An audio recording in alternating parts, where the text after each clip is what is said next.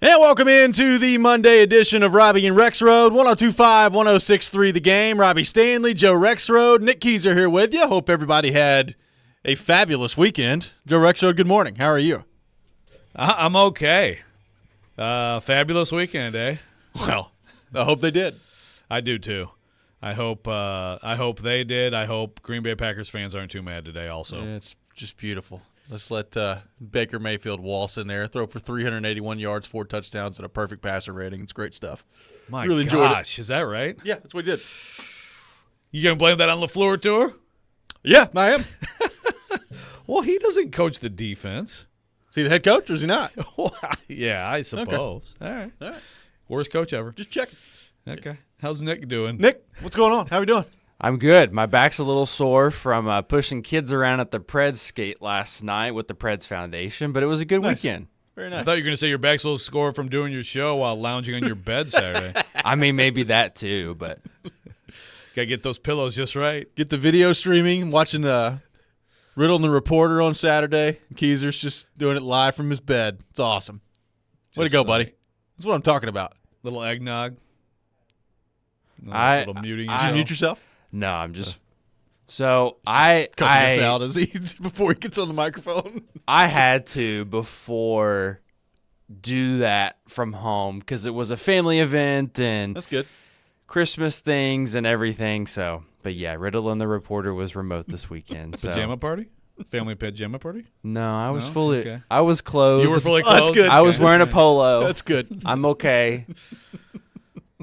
Good to Glad know. you followed the YouTube rules there. It's good stuff. I'm glad somebody was watching me this Oh weekend. yeah, absolutely. You guys do a great job. I don't logged miss on. I was like, wow, Keyser's from the bed. I like it. Way to go, attaboy. We got a lot to get to on the Titans front today. I would say what a game yesterday, Joe, because it went to overtime and went to the final stretches of overtime where a tie was in question for a long time. But I don't know that what a game is what I would use to describe that. It was kind of a slog fest out there between the Titans and the Texans yesterday. The Titans have a 13-0 lead at one point. A solid pick six from Elijah Molden on a ball that was basically hand-delivered by Case Keenum. And I thought to myself, all right, Titans are off and running, and looks like they're going to win another game here and get to 6-8, and this could be fun coming down the stretch. And then they just totally fall apart offensively. They can't get anything done. They can't block a soul yesterday, which we'll get into in here in just a few minutes. And they lose in overtime 19-16 to Case Keenum and the Houston Texans. What did you make of that one yesterday at Nissan Stadium? Yeah, that's I don't want to say that's an all-timer, but that's I guess that's kind of the risk if you're going to do this. Even when we found out they were going to do the Oilers uniforms for the Texans game, it's like that's one you definitely want to win. And the thing is, as the season unfolded, if you were looking at that weekend, which was always going to be a good weekend, and the festivities stand alone, I'll say that, but you kind of figured, well, it's not going to go well. But then they lose C.J. Stroud, and then they lose George Fant, who the Titans could have signed, by the way. And Will Anderson's not there, and Tank Dell's not there, and who's their top receiver who I'm forgetting? Nico Collins, heck of a player this year. And then you're in position to almost run away with the game at one point, and to blow that one, that's a big oof of a loss. Yeah, there's no question. And like you said, so many key guys out for the Texans, and you still can't find a way to get anything done, especially offensively in the second half there. And, look, Case Keenum, first off, extremely disappointed that we didn't see our guy Davis Mills other than one play when he got in there to throw a Hail Mary and got sacked. But Case Keenum gets to start when you're on your third quarterback. Or I guess he's their second quarterback if they felt more comfortable going with him than they did Davis Mills in that game. But it was a game from an injury standpoint that's set up for the Titans to win, and it's very disappointing that they could not get more done than they did. I mean, you look at on the ground, as a team, 30 carries, 66 yards. That's an astounding 2.2 yards per carry for the Titans yesterday. Derrick Henry, 16 carries for 9 yards. He averaged 0.6 yards per carry.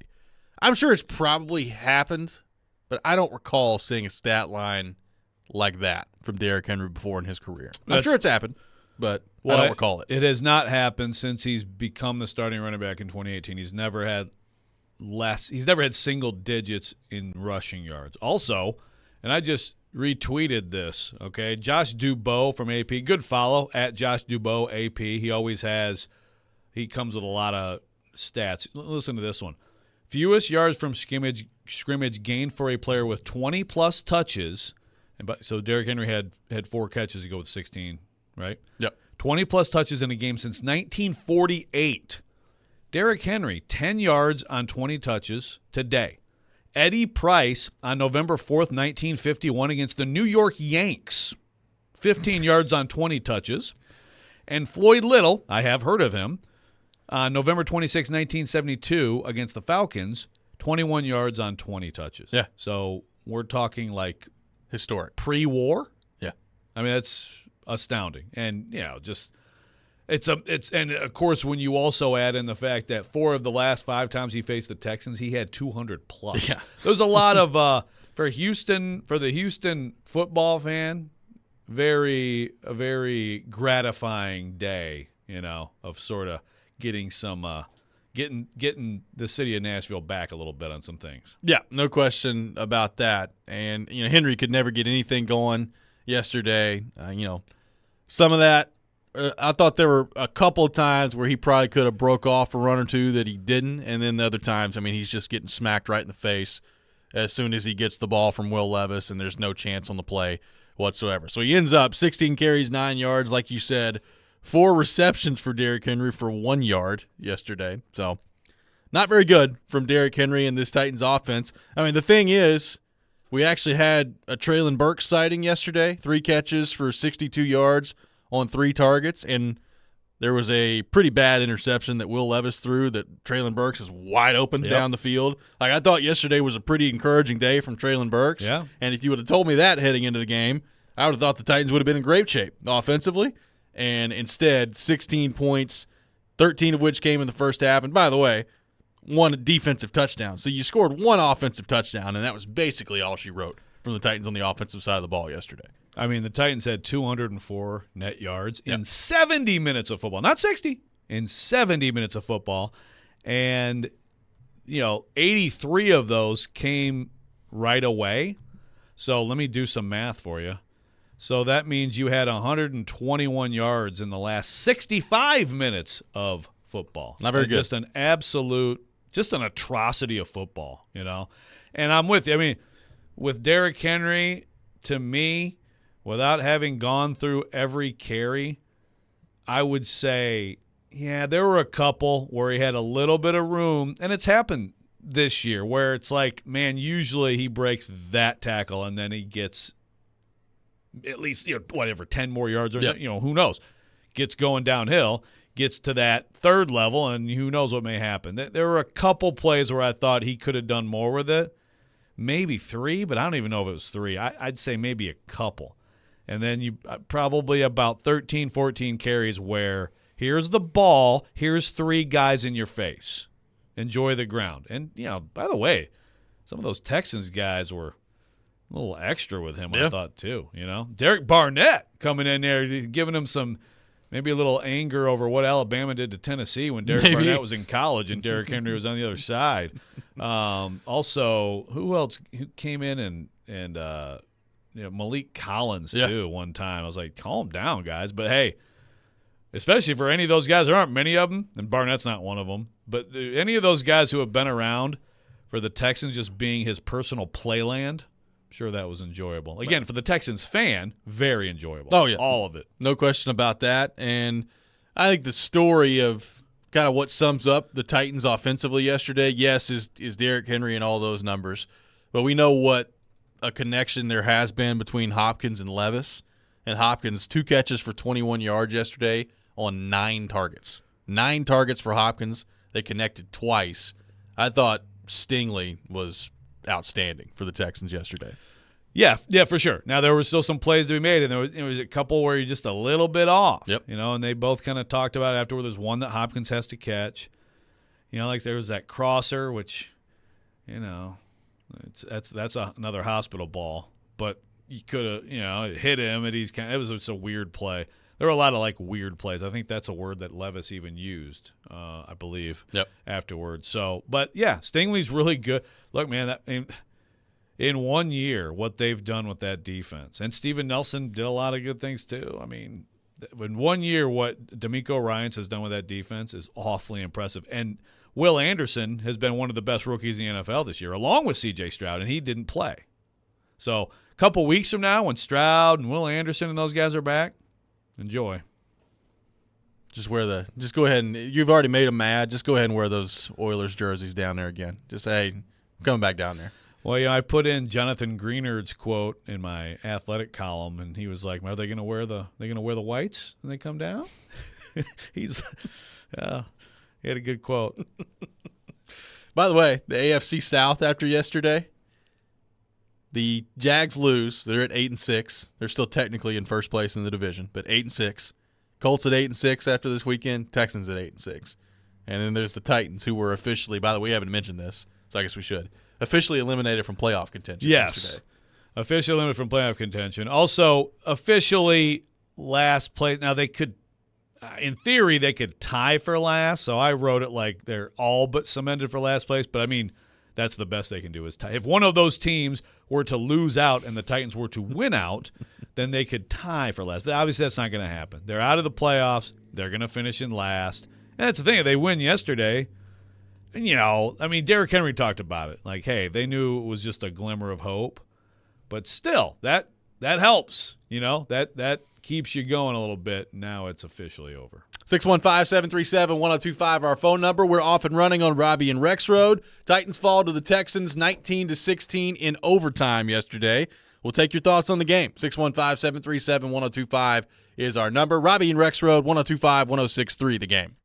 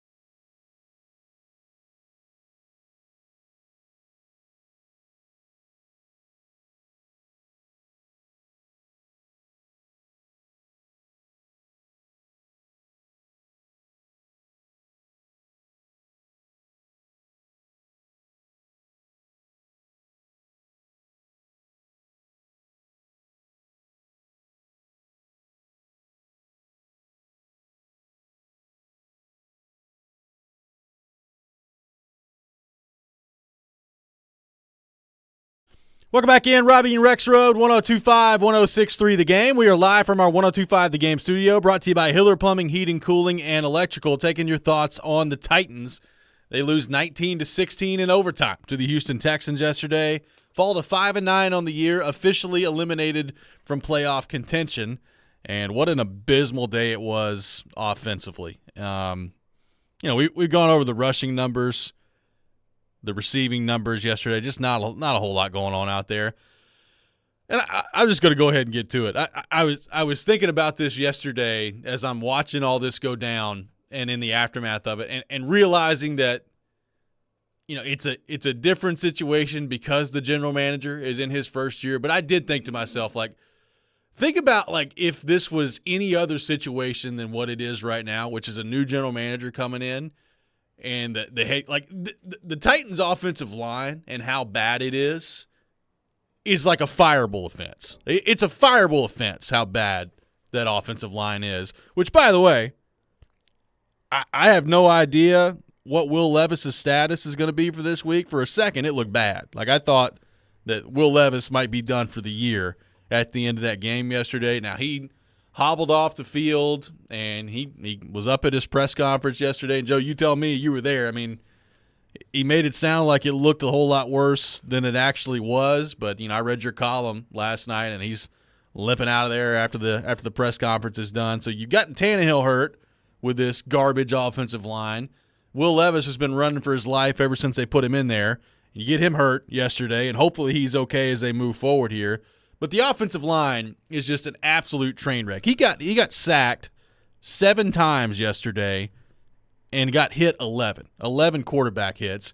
And unfortunately, the sack total has kind of gone up and down. Some weeks it's been 2, some weeks it's been 5, some weeks it's been 7.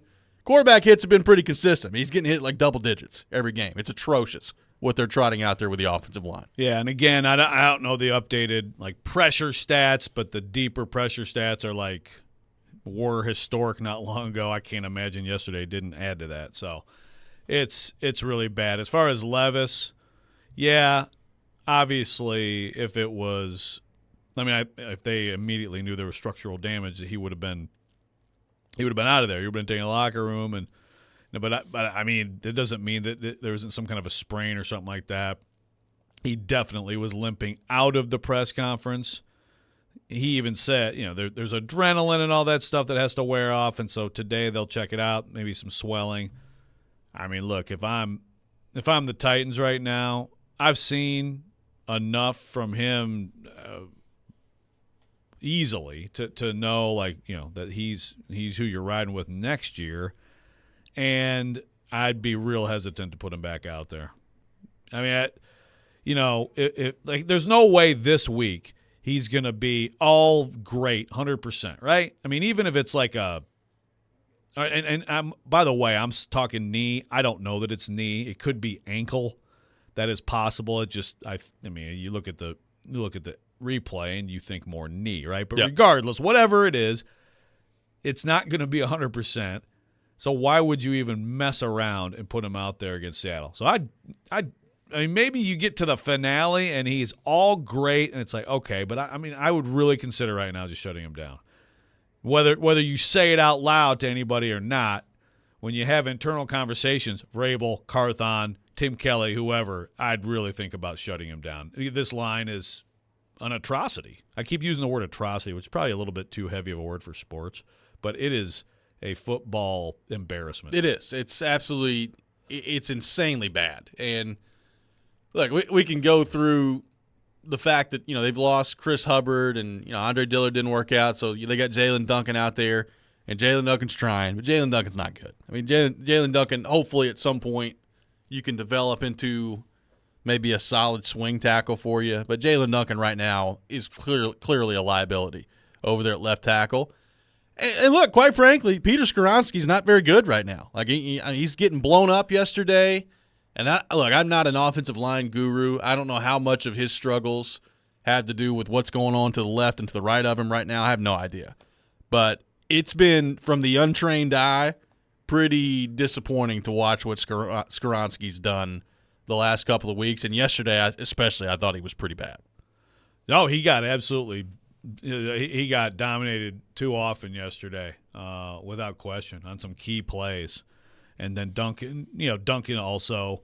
But the huge difference there is Duncan is he trying to prove he can be a swing tackle next year where he was picked? Fine. Right. That's, you know what, he's answered the bell, and he's been in there, and he's had some good moments. Skoronski's had some good moments too, but he's the first-round pick, the number 11 pick. Exactly. And he did not look like the number 11 pick yesterday. This late in the season, when you really need a guy like that to stand out and to be your best offensive lineman, he was not at all. And I saw a Mike Herndon tweet, which I agree with. It's like, sure hope Skoronski has like some hidden injury you don't know about, because he just had some terrible pass pro reps.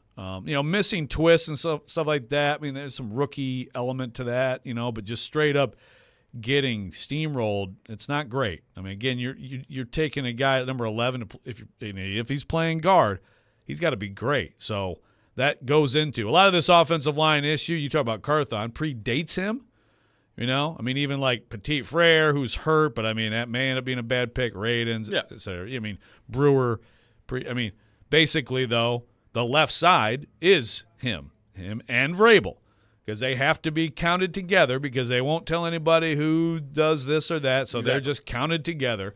So Dillard and Skoronski was your choice for the left side, and didn't quite work out, especially at left tackle. Yesterday was a scary day at left guard. Scary day at left guard, scary day. It's been a scary season at left tackle. It just kind of is what it is. But, that's what this is going to come down to me. They got to get this fixed this offseason, or they're both going to be out next year. That's what it is. You have to get the offensive line fixed. And it's been so bad this year that it's amazing to me that Levis has made it as long as he has with that offensive line. He's just under duress every play. He's getting hit double-digit times per game. Good for him and his toughness. He's obviously put that on display. But, if Vrabel and Carthon don't get that fixed this offseason, they're both out of here next year.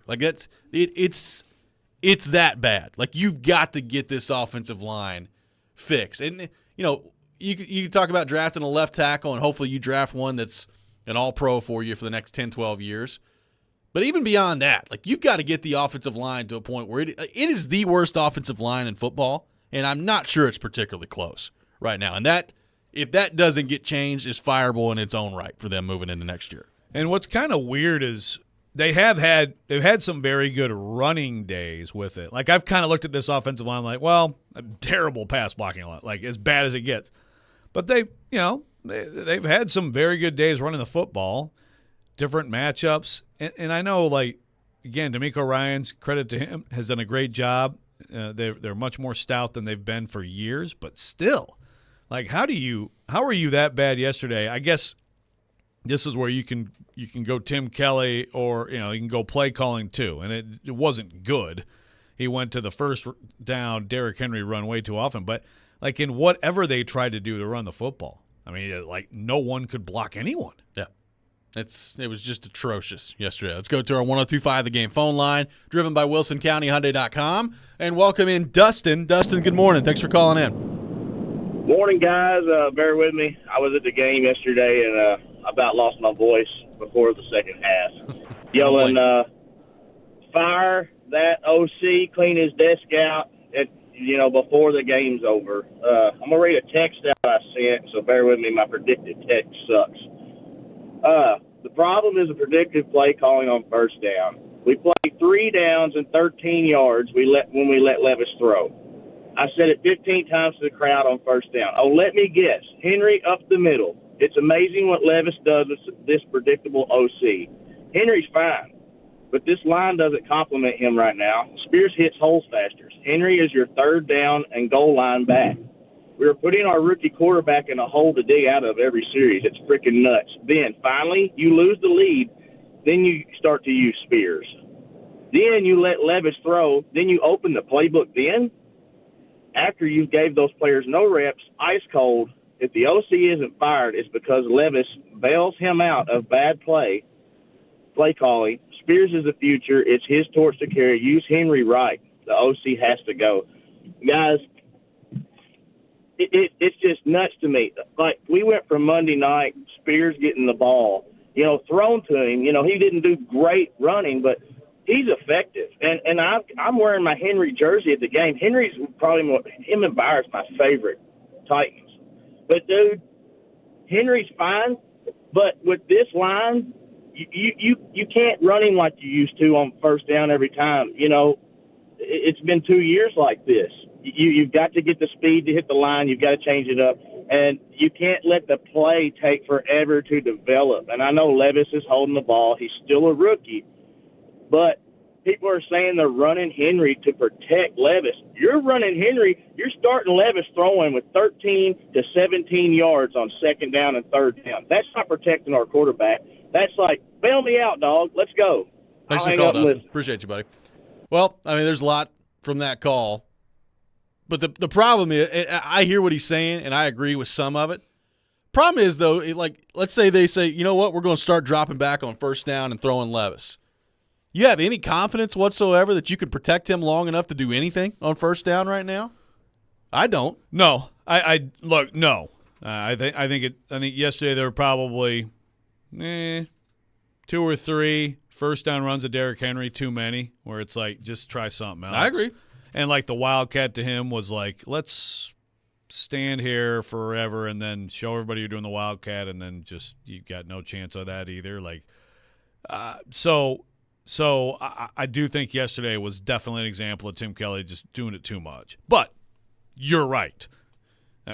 They did try some different things at times, and like nothing worked. And he got hit so much, He missed some plays for sure, like LD's asking about, decision-making. Yeah, I mean, I think that your decision-making is affected when you know you can't be protected. But you hope he does hit Burks on that TD pass, and the game probably ends up different in the end, But ultimately, your hands are so tied by that offensive line. 615-737-1025, our phone number. We'll take more of your thoughts on the Titans, their loss to the Texans yesterday in overtime. This is Robbie and Rexroad, 102.5-106.3 The Game.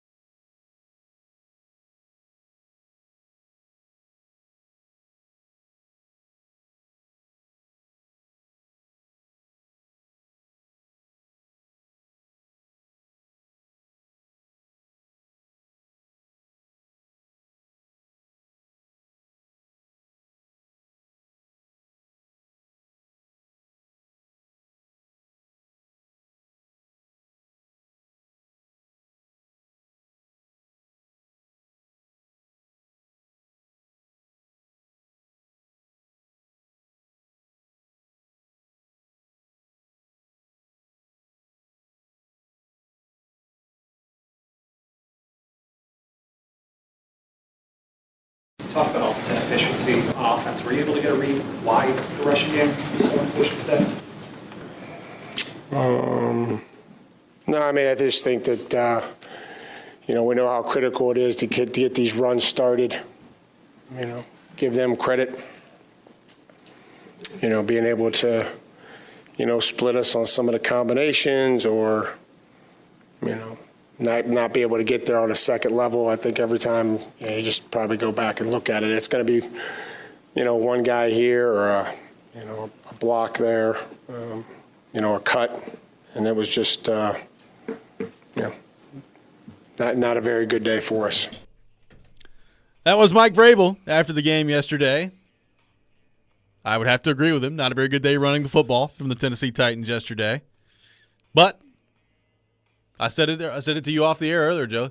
You leave the cowboy hat on all game, maybe it turns out to be a different game for the Titans yesterday. It looked good in the pregame. I tell you what. Yeah. I don't want Vrabel to not get his credit for wearing the cowboy hat. I agree. I mean, we need to give him his credit for wearing the cowboy hat. Good for him. Because, look, you knew.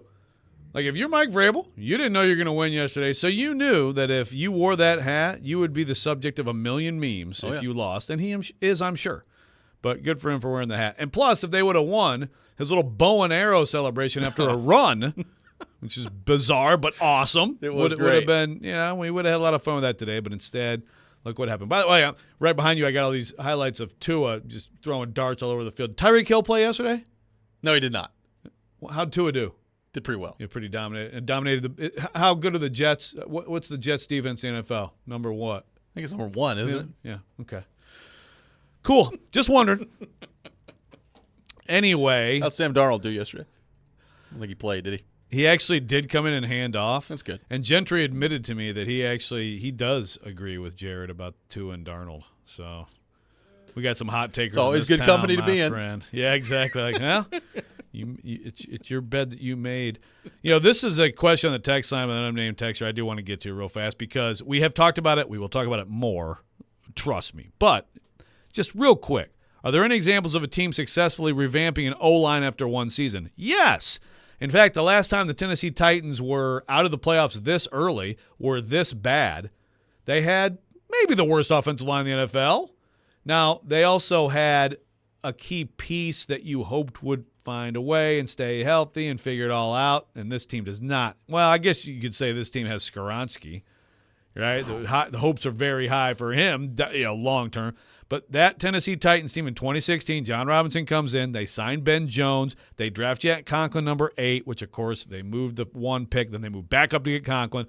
Lawan becomes great. All of a sudden, that is why they went from 2 wins to 9 wins and were right there to win the division at the end because they totally revamped their offensive line in one offseason. So part of the answer next year is going to be Skoronski showing why he was a number 11 overall pick in a draft. Yes.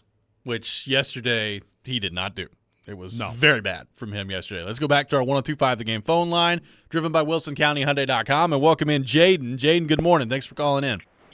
Good morning. Hey, guys. So I just want to say if Levis can't go next week, and honestly, in my opinion, I don't want to see him the rest of the year just because of how atrocious the offensive line is. If he's your guy, you need to save him for next season, get him into the offseason, get him healthy and all that. But if I'm Ryan Tannehill, I do not want to go in, considering how bad that offensive line is. I mean, any quarterback, I wouldn't want to go into that situation.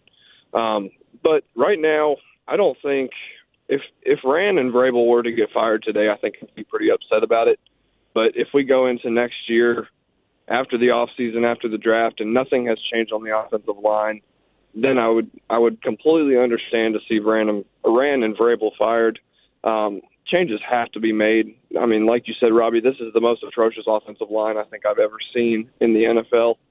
So I'll leave it at that. I appreciate your call. Yep, thanks for the call, Jade. Well, look, changes are going to be made on the offensive line. Are the right changes going to be made? That's what it comes down to. Like, they're going to address the offensive line.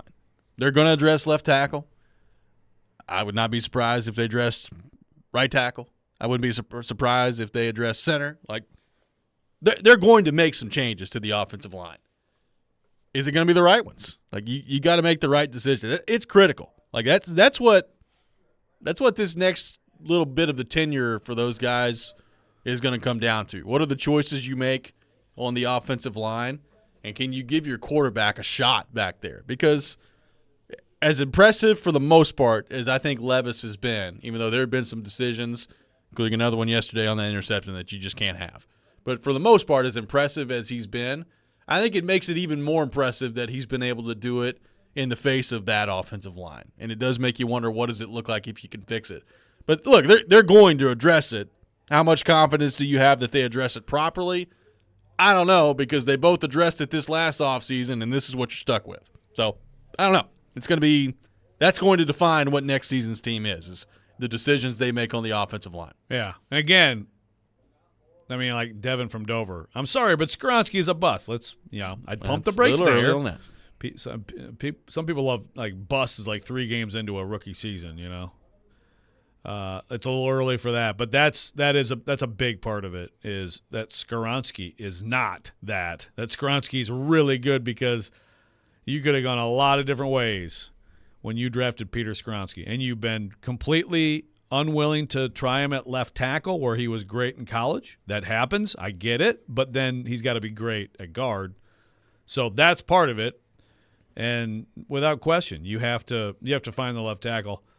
This is where, now that it's officially over for the playoffs, now that you're officially the last place Tennessee Titans of 2023, this is where, you could start Malik Willis for a few games and give him a chance to work on his game a little bit and audition for whatever may be next year. Maybe he's with the Titans as a backup. Maybe he's trying to get a job somewhere else, and that would be a bit of a fank. What'd you make of what Jaden said about Tannehill? Or you're just like, no thanks, man. I'm not going in. You just give it to Malik. Well, Tannehill, I don't think he would do that. I don't think he would do that. I think it would make some business sense for him to do that, but I don't think he would do it. He wouldn't do it. Would it hurt him if he did it? With another. I mean, I don't know. I don't think he would do it. And the thing about it is, Mike, just go ahead and put Malik in. Yeah, I'll be over here. Yeah. The thing is, I don't think Vrabel would do it too either. If you need me to hold, I'll be over here. Yeah. Yeah. By the way, and Nick Folk misses an extra point yesterday. Yep. I don't really know what happened on the extra point, and I did not get around to asking Nick Folk. I don't know if somebody else did, and it was written about. I didn't get to him, but he missed an extra point. So that's 2 games where if he makes an extra point, in theory, you don't know how this one ends up. It was so early in the game, but in theory, you could be 7-7 and right in the thick and still right there to win the division with 2 extra points that you missed. Yep. So even in a year where it's like, wow, they found a kicker and he's bombing these 50-yard, even then. Time to run him out. Now, the first missed extra point was definitely not on him, because I just thought of it because of Tannehill. Right. But pretty amazing that it comes down to that. The margins are very, very slim in the NFL. There's no doubt. But as far as quarterback, I don't think Vrabel would do that. I think that Vrabel, because there are guys who are out there spilling their guts for this team and for themselves, for their teammates, to try to win every week, and to then say, all right, guys, let's put everything into this week of trying to win, which is what they're going to do 3 more times starting this week, and then saying, Malik's starting. I don't think he would do it. I don't think he would either. But I do think I'm with you from the standpoint of, especially this week, like if Levis gets to the point where he's healthy enough and has his full mobility, I'd still trot him back out there. That's just me. This week? No, I'm saying for the rest of this season. So so you hate Will Levis? This is a UT fan hating Will Levis. No, but you want him hurt. This goes back to the same conversation we have.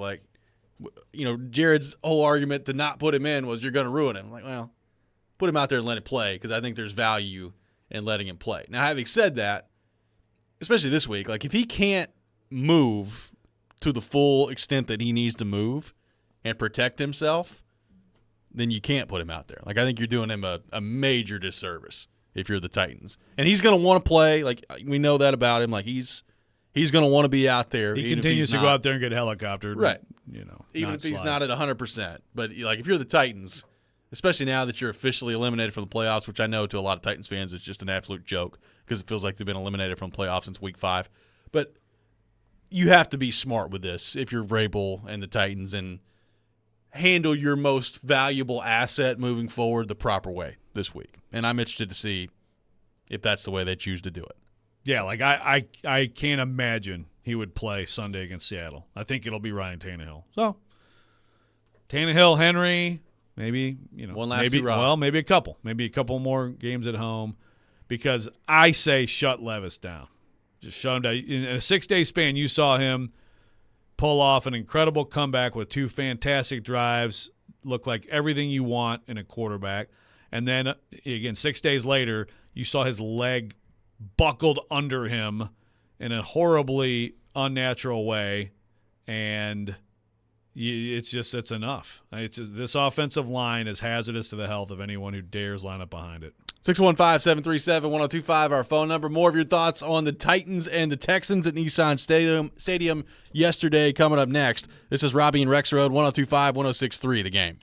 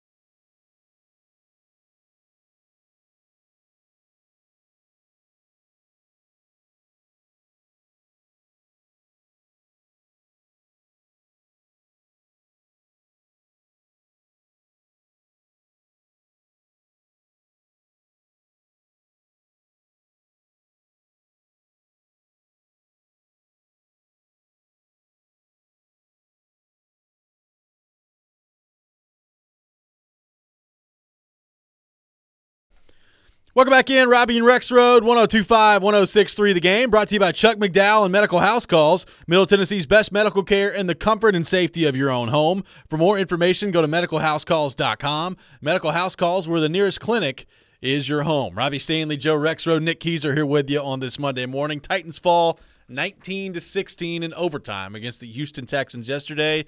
Dropped to 5-9 on the season and are officially eliminated from playoff contention. We've talked about the Levis part of this. We'll see what his status looks like this week. Did not look great yesterday, but apparently, according to him, a little bit scarier than it actually ended up being. So we'll see on that front. But this, I totally understand where you're coming from of like shutting him down, and I'm not saying that that's a bad idea at all. I would still, the selfish side of me wants to see him play a little bit more this year. Just watch another team. Well, I may have to. It's just Packers are in the hunt. Are they? Are they out? No, they're still in the hunt, but it's brutal. Sorry to keep bringing them up. Yeah, appreciate that. Yeah. You know, it's I do wonder, like, if you're Vrabel and Carthon, does the fact that you're actually eliminated now, does that change the way you view anything, especially when it comes to Levis and his health? Because it's one thing, like for us, you know, I feel like the Titans have been eliminated for a long time, but now that they're actually officially mathematically eliminated, I do wonder if that changes the equation at all for Vrabel and Carthon. Had they won yesterday, they'd be 6-8. It'd still be, you know, the New York Times playoff calculator. Right. You know, had them very low, and I think the win out, somebody was saying this yesterday, I think it was maybe David Beauclair, I think the win out was 14 or 15%. But still, 6-8.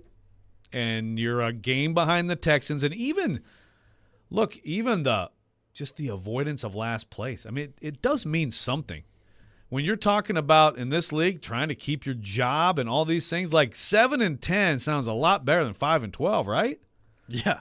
But you're still technically alive. I mean, Derrick Henry was talking about it yesterday. You know, a glimmer of hope. They were still holding on to hope that they could go on a run, finally win 2 games in a row, see what they could do. So, yeah, I think there's a big difference today. Knowing that you're out and just understanding that at this point, of course, you're not going to tell those guys in the locker room, hey, go out there and, you know, maybe miss a few tackles and, you know, it's all right. I mean, you're still going to try to throw everything into winning if you're the coaches and the players. But there's just no reason to me to try to put that kid in harm's way anymore. I do have to get to this from Ricky on YouTube. What you got? Can someone in this town talk about what a disgrace the blocking is? In the run game and in the passing game, it's an absolute disgrace. 2 quarterbacks with broken legs and a Hall of Fame running back hit behind the line over 50% of the time. Joe, can somebody in this town talk about the offensive line and what a disgrace the blocking is? Thank you, Ricky. That's a good idea. I think we should try that. We'll get to that in the next hour. Thank you, Ricky. We appreciate it. Yeah. Yeah, I think we've spent some time discussing the offensive line. But we probably aren't done, Ricky. We probably are not. We'll keep going. But speaking of that, we're going to talk O-line, like someone on Twitter, whatever the hell it is. Twitter, you know what I'm saying? I do. Threw me this is an interesting, you know, this is always a discussion when a particular group struggles. So Good Neighbor at D. Jason Oliver sent me just a little snippet of Jason Hotailing's bio, which including 3 different stints at Wagner, et cetera, et cetera, et cetera. And we've talked some about that. He was an internal hire. I think it's weird when you fire an O-line coach and then you just elevate the assistant. To me, it's like, so why, you know, if you're going to fire the O-line coach, why are you elevating the assistant? Vrabel said it was a great interview. He said it was a great interview. But I'm going to agree with PK here, okay? I want to read this from PK, and I know that he gets enough airtime on this show anyway, but whatever. He says, quote, I love how many people think a really, really great offensive line coach could turn some of the Titans linemen into fantastic players. I don't know a great deal about Jason Hotailing, but I'm far more concerned about a top-flight replacement for Andre Dillard / Jalen Duncan. I really struggled to read that, too, by the way. Sorry. Should have read it in PK voice. You should have. What are you talking about, Jason Hotailing? But I tend to like this is how I always drift in this league. Coaching's important, no doubt. It is very important. These coaches can look like absolute geniuses when they have good players. Arthur Smith. I got people telling me that the Titans need to fire Tim Kelly and then bring Arthur Smith in because Arthur Smith got fired as Falcons head coach because Arthur Smith was very successful as OC here, very successful. But I'm like, so are you watching Arthur Smith right now with this atrocious Falcons offense that lost 9-7 at Carolina? Is he still a genius? Right. Or do you think maybe these coaches and their fortunes have something to do with the guys who are trying to run the plays for them? I know that some people take that as just taking responsibility off the coaches. I'm not trying to do that.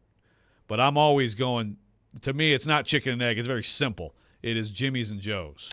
Well, look, I have no idea how good of a coach or not good of a coach Ohtailing is for the Titans offensive line. Like it may have been a disaster of a hire. I have no clue. I'm sure you can do better. I'm sure you can.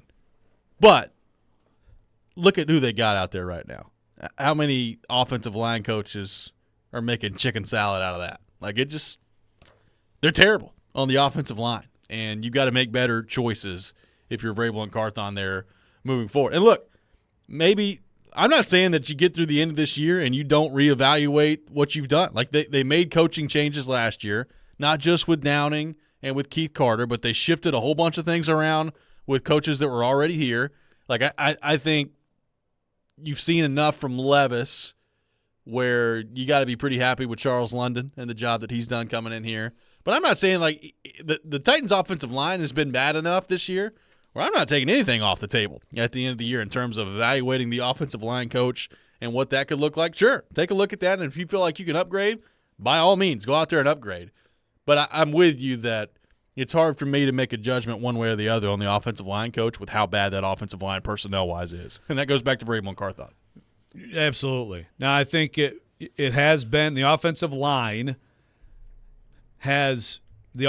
play has been bad here for the last few years. It's gone down, right?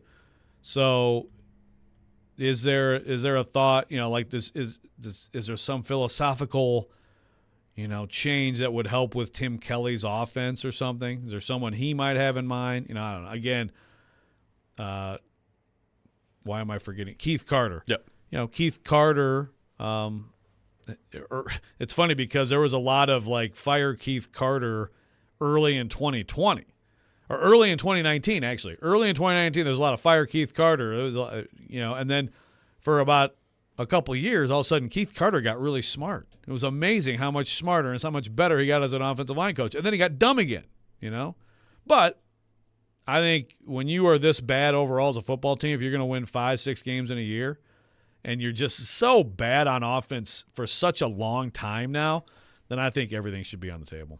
Yeah, I agree. And look, the Tim Kelly part of this, I think there have been some games this year where he's done a nice job. I think there have been some games where, look, I mean, we can go all the way back to week one if you want to. Like, I thought Tim Kelly called a nice game against the Saints in week one, and your quarterback just missed wide open throws. Like, it's not like it's been as simple as Tim Kelly has been a bad offensive coordinator all year. I do think he's had some bad games, and I think he's had some moments where he's been way too predictable. Now, how much of that is the limitations around him with the line? I mean, that's the thing.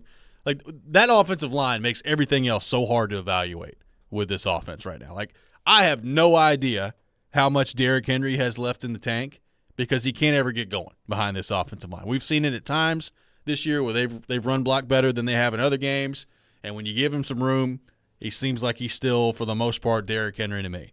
And then you have games like yesterday where he's just getting hit in the mouth as soon as he gets the ball, and it's like, well, I have no idea how good Derrick Henry still is or isn't. I mean, we've seen enough games where he did get some space where he looked pretty good. He looked like 85% of peak Derrick Henry, I think, at times this year.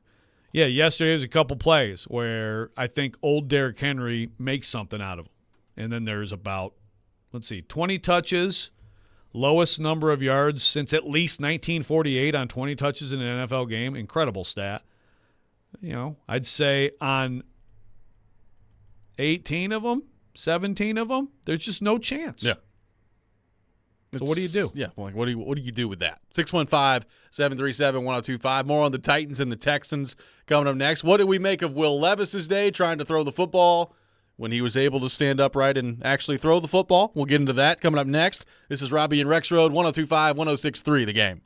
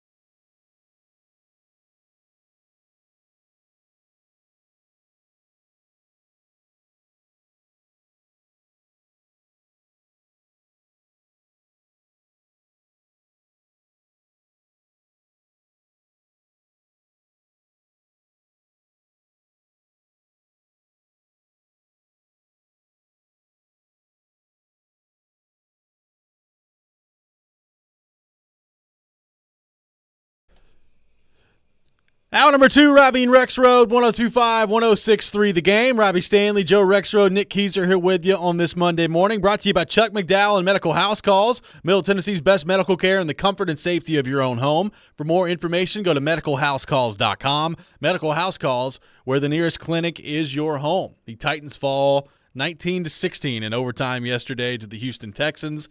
5-9 on the season, officially eliminated from playoff contention. Will Levis, 17 of 26, 199 yards, no touchdowns, 1 interception, a quarterback rating of 72.4 yesterday for the Titans. We've talked about his protection, or lack thereof, in front of him. Sacked 7 times, hit 11 times, so that is obviously terrible by the Titans' offensive line. What did you make of Levis, his performance when he did have time and opportunities to throw the ball? Obviously, an interception trying to force the ball to Hopkins that you just can't have, especially when you look at what was going on that play, and Traylon Burks is kind of streaking wide open to the end zone there. So I would not describe it as a good day from Will Levis. He made some good throws early in the game. I mean, the first drive made some great plays. They drew the Texans offside. He made a deep throw down the field. There were some good moments from Levis in the game yesterday. Overall, what did you make of the performance from number 8? Yeah, I mean, he was excellent early. That like you said, that first drive, they go 83 yards. He's got the pass to Burks, play action, in cut. That's exactly the type of route you want to try to get going, get Burks going. There's another one later. And then, like you said, they get the offsides, and he kind of buys himself time with the hard back pedal, throwing off the back foot, and perfect shot to NWI, which I still think he may have trapped, but they weren't able to overturn it. So he started out great. I think he was like 8 for 9 for 99 yards or something like that. Yep. right away.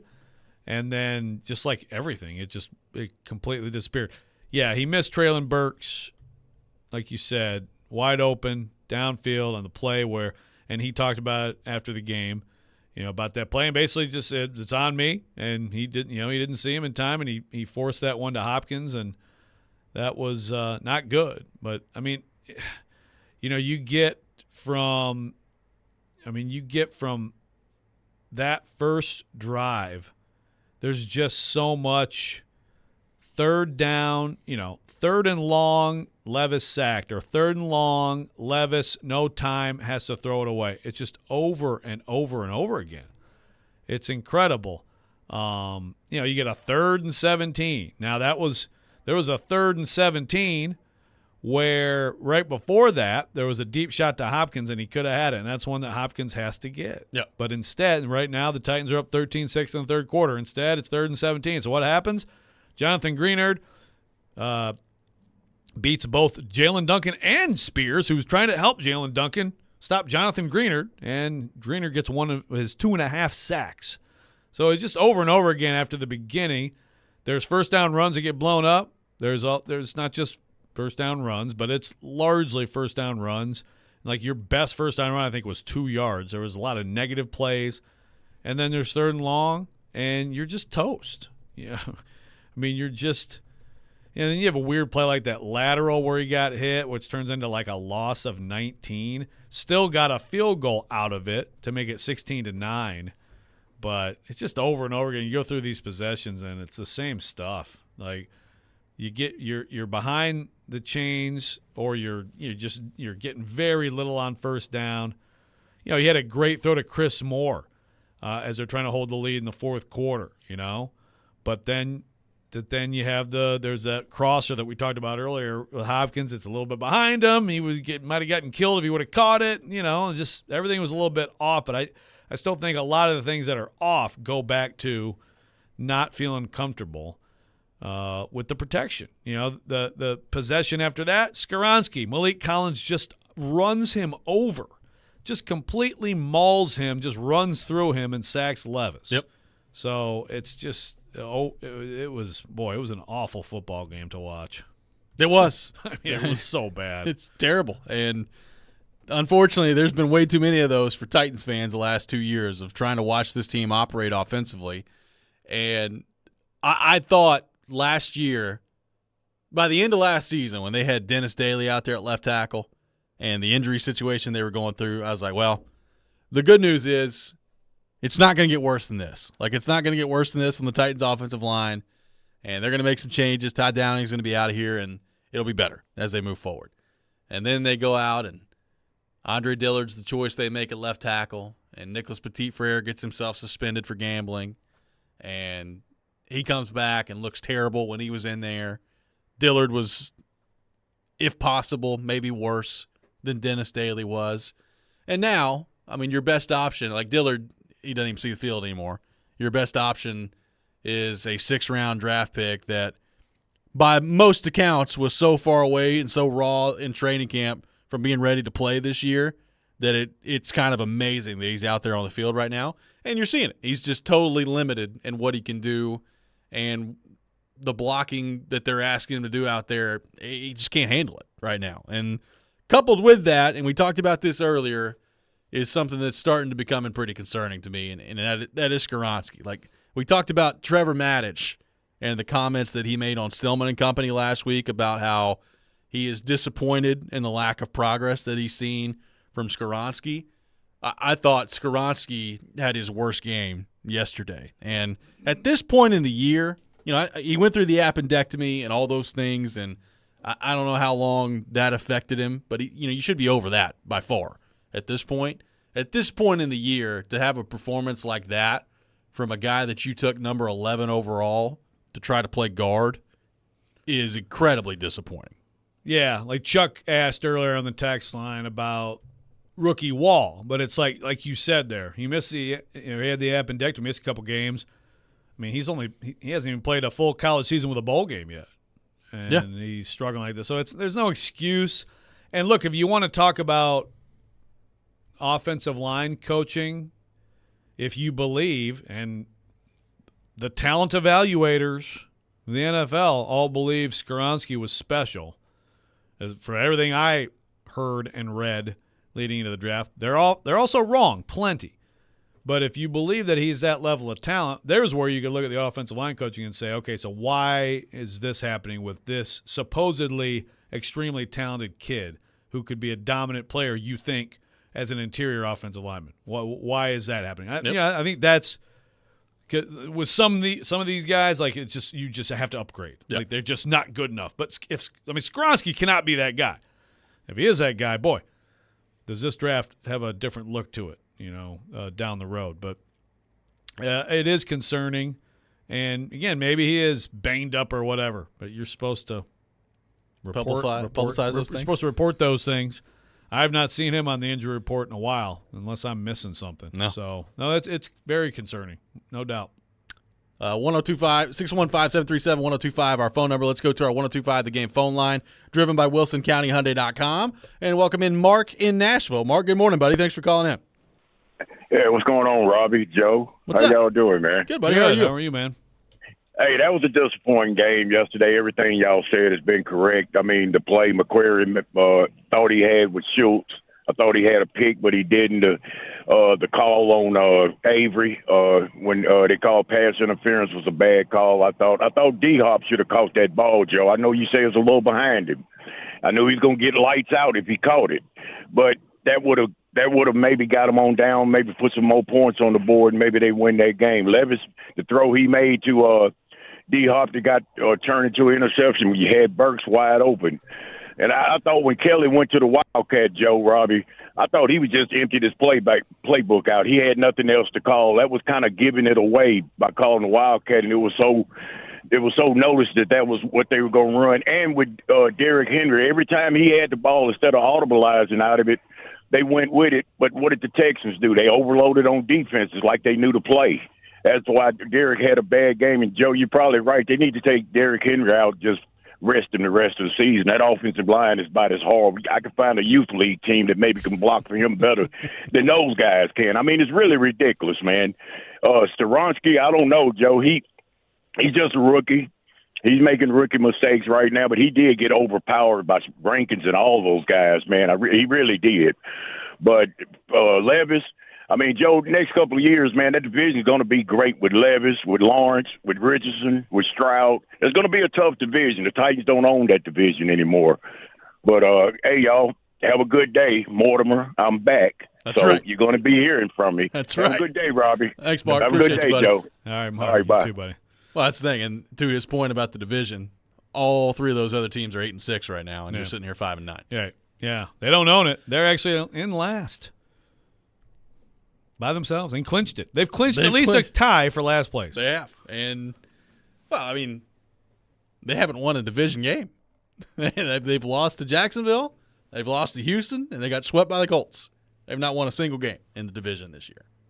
Yeah. So, and you're not going to get many better opportunities to beat the Texans. And Case Keenum at QB, no Will Anderson, no top two receivers, George Fant's out. And I understand the Titans had their own issues. We haven't even gotten to, like, Tier Tard and Simmons, and Simmons being out.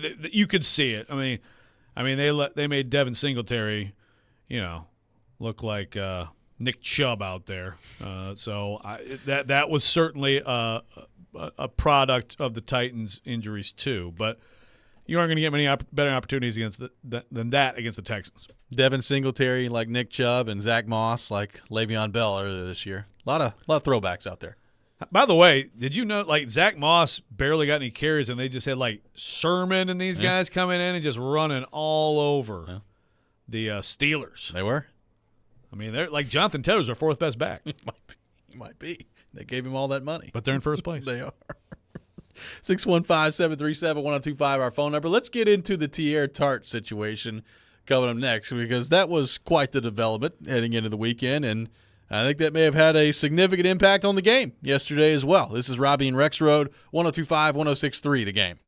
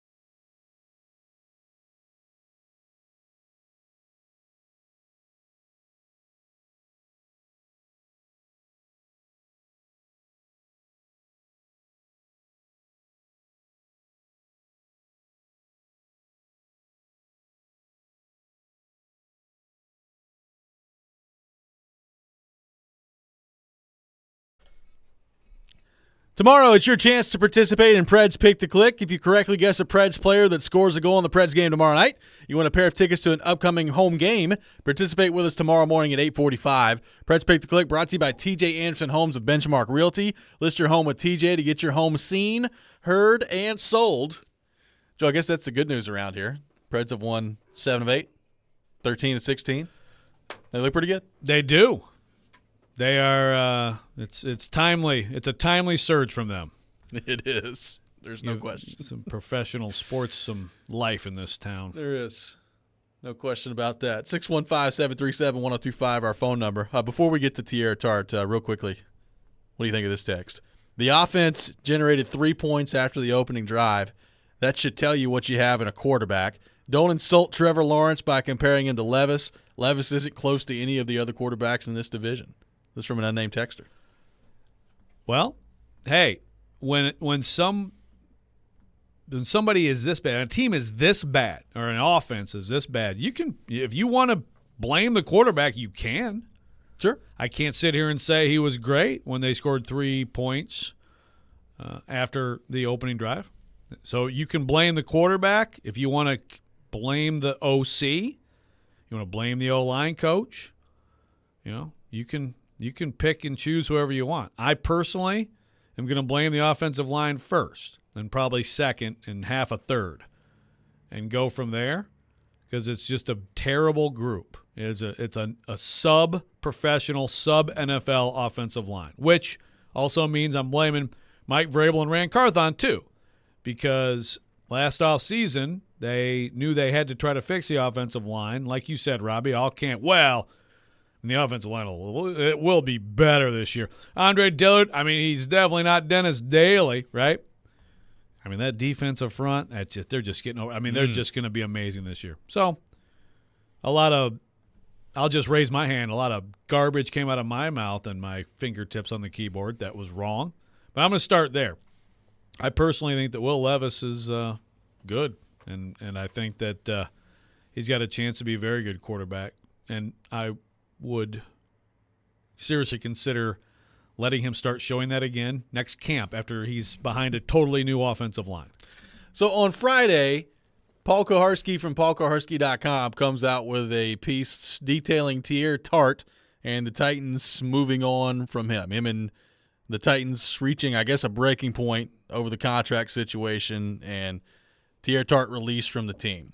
And Tierra Tart had this tweet in the aftermath of, I appreciate the Titans granting my request to be released, all those things. It's been a really weird situation with him this year, and obviously he wants another contract. He wants to be paid what he thinks is fair market value for him, but there's been the tweet stuff that's gone back and forth with him all year. In retrospect, and we kind of talked about it at the time too, like the Jeffrey Simmons contract or comments of, we need to find out who wants to be here and who wants to be a member of the Tennessee Titans. Like, was that directed at Tierra Tart? Was that directed at somebody else? Was that just comments in general? But now Tart out, and like you said, Devin Singletary yesterday goes nuts. 26 carries, 121 yards, 4.7 a carry for the Texans yesterday, and no Tierra Tart helping out in the game, obviously. What did you make of the decision by the Titans to move on from Tierra Tart, the timing of it, and this entire situation that's been really weird with him all season long?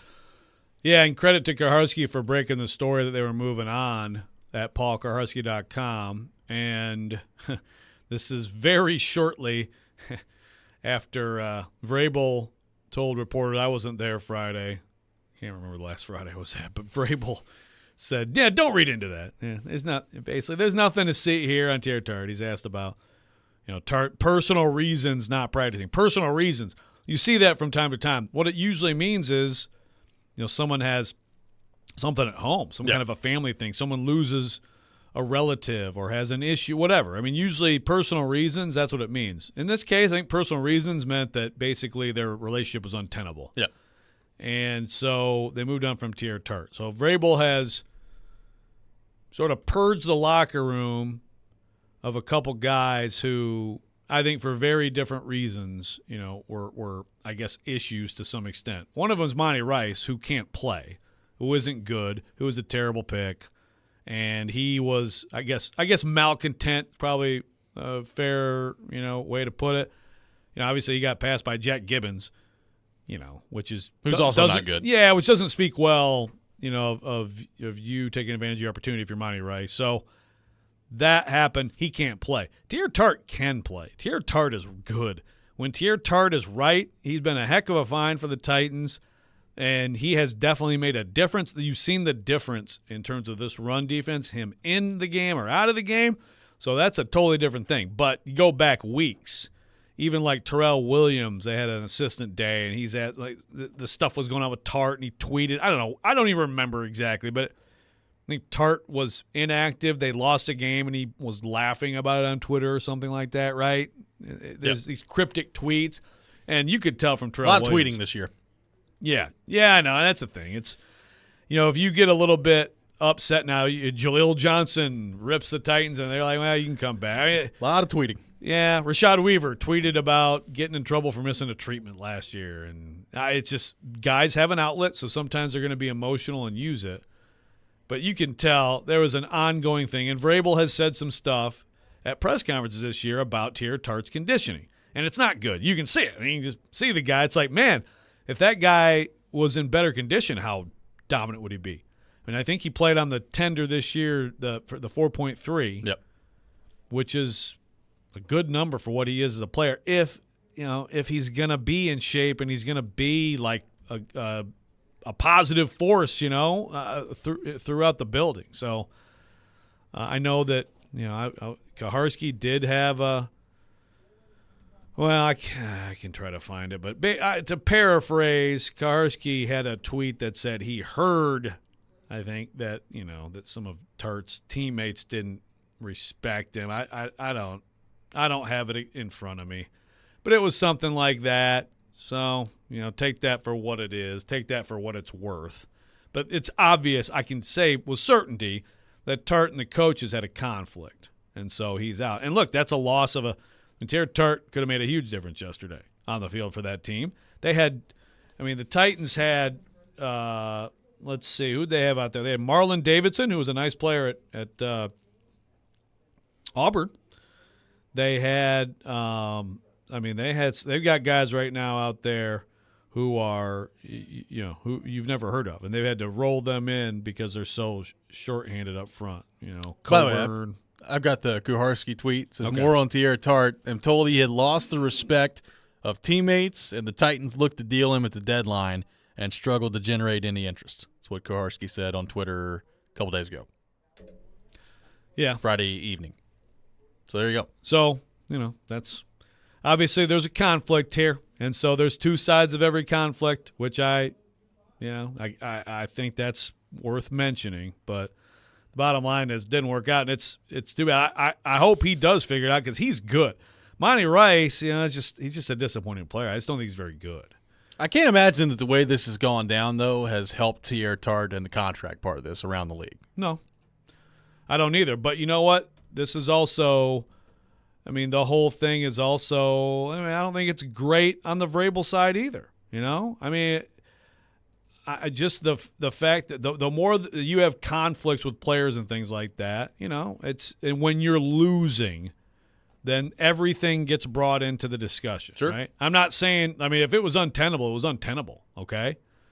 But there's obviously been some locker room culture issues, I guess.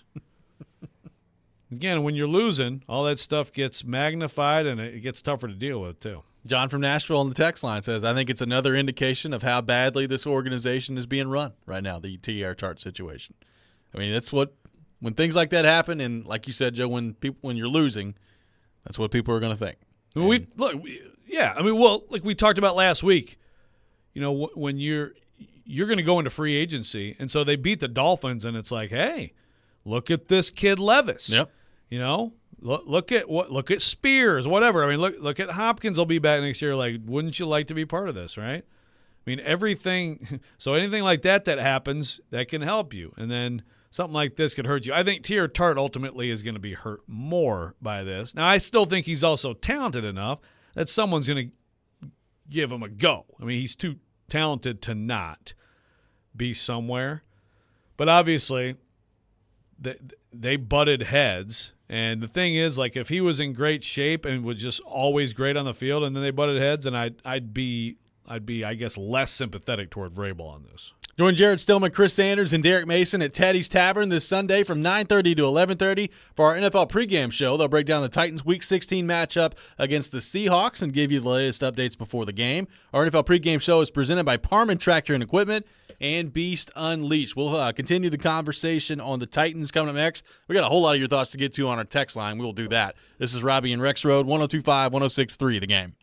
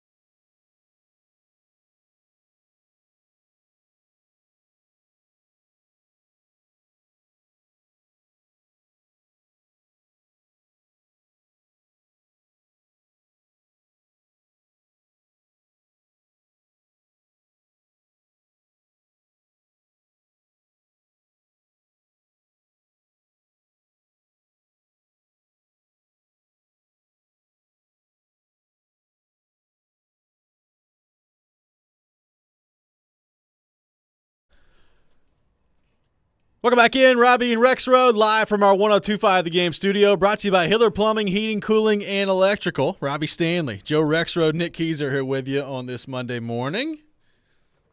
It is a week away from Christmas. This is a great Christmas song that I enjoy thoroughly. Way to go, Nick.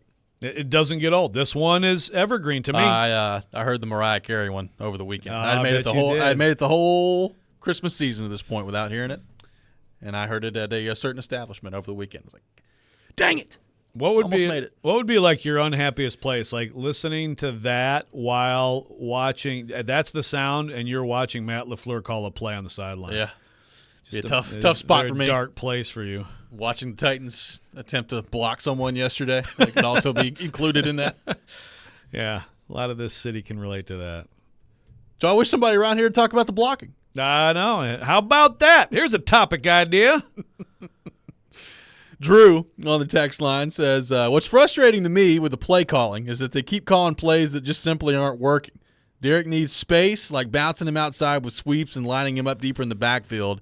I just don't think Tim Kelly is the answer. It's rough to watch. It's from Drew on the text line. One thing that They tried the sweeps. they tried the sweeps. They should eliminate that from the playbook. Yeah, that's the most absolutely dead play that they have is the toss sweep to him. Yeah, I mean, I don't. I'm sure that somebody can find me an example somewhere in like the last 5 years of that play working, A couple times. but not very often. Yeah.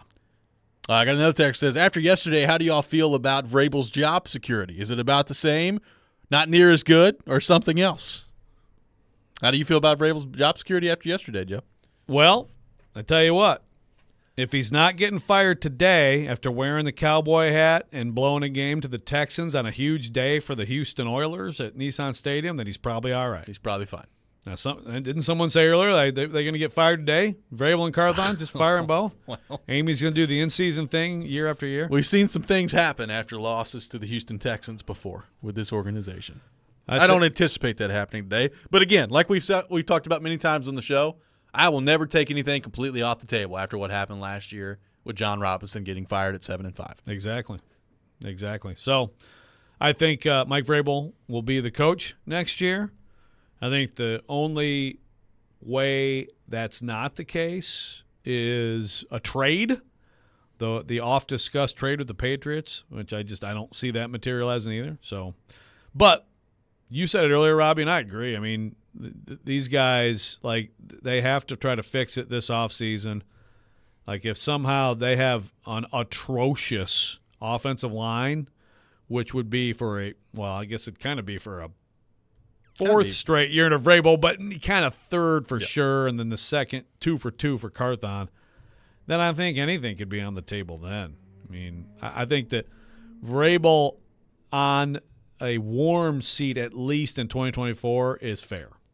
Yeah, I mean, if you don't get this fixed with the offensive line and your quarterback's running around for his life next year and he's getting hurt, I mean, it's a fireable offense. Like it is on you as Vrabel and Carthon this offseason to get this offensive line back to a place where you can run plays. That's the thing. Like, everybody's calling about Tim Kelly, and I get it. Like, I'm not saying that there aren't things that Tim Kelly can do better this year to help offset some of what we've seen. So I understand it. And when the offensive line when the offense as a whole is this bad, and with the exception of a week here or there, you're struggling to get to 20 points, I get it with the offensive coordinator.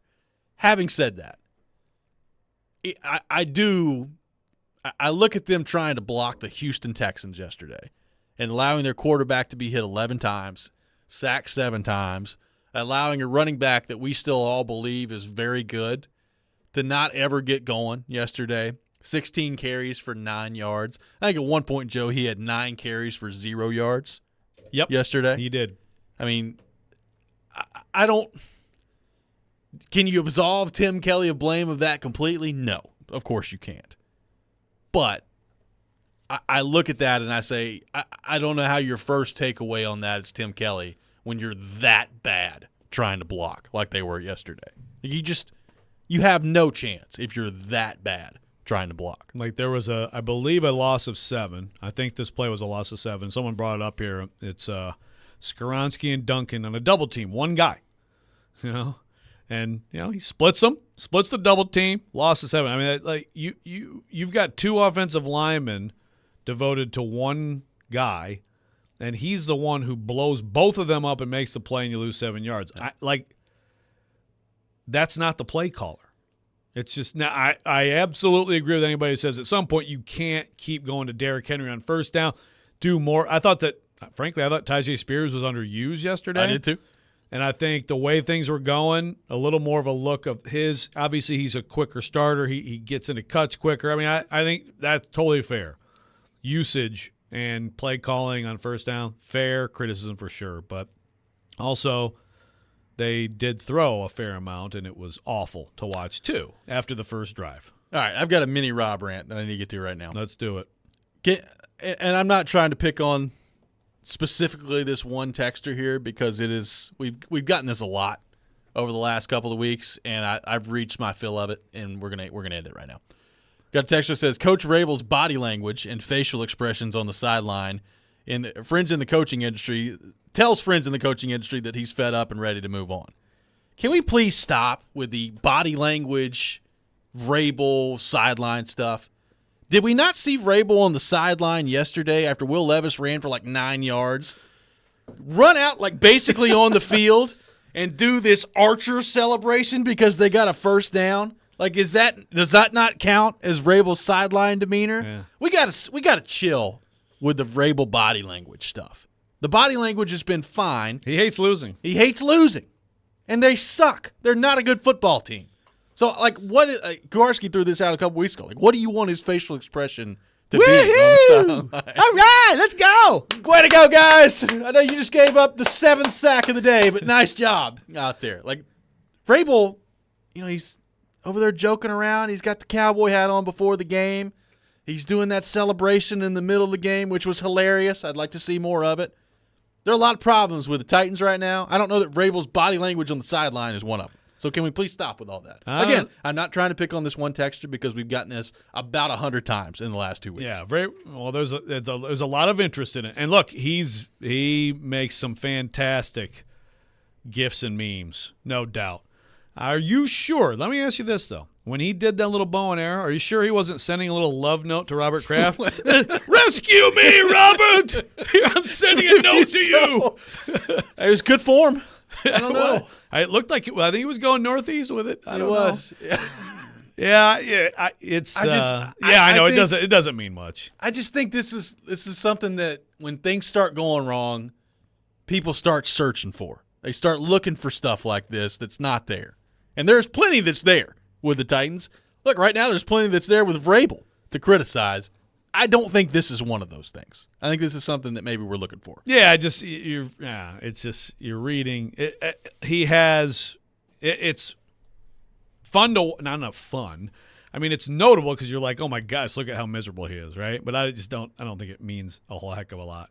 Raymond says the Vrabel special: win one you should not, then turn around and lose one you should not. Yeah, well, maybe that's it's been a little bit more of the latter than the former. Lately. Wes says, but Robbie, how many times did he touch his face? You get a face touching count from Vrabel yesterday? My goodness. I'm just saying. There's plenty to criticize right now with the Titans. I think we're getting a little bit out of control with the facial expression stuff. Well, this texter says maybe Vrabel shouldn't be focused on which cowboy hat would make him look like Doug Dimmadome. I don't know who that is. And instead form a competent game plan to win back-to-back games for the first time this year. Not looking great. And you know what? I bet you he did spend some time picking out that cowboy hat. And that time could have been spent grinding film. I'm sure it could have. Amy Adams Strunk, your move. Could have made Jalen Duncan block a whole lot better if he'd just spent that extra 5 minutes. See, I want us all to agree that we should take it easy on Vrabel with the cowboy hat.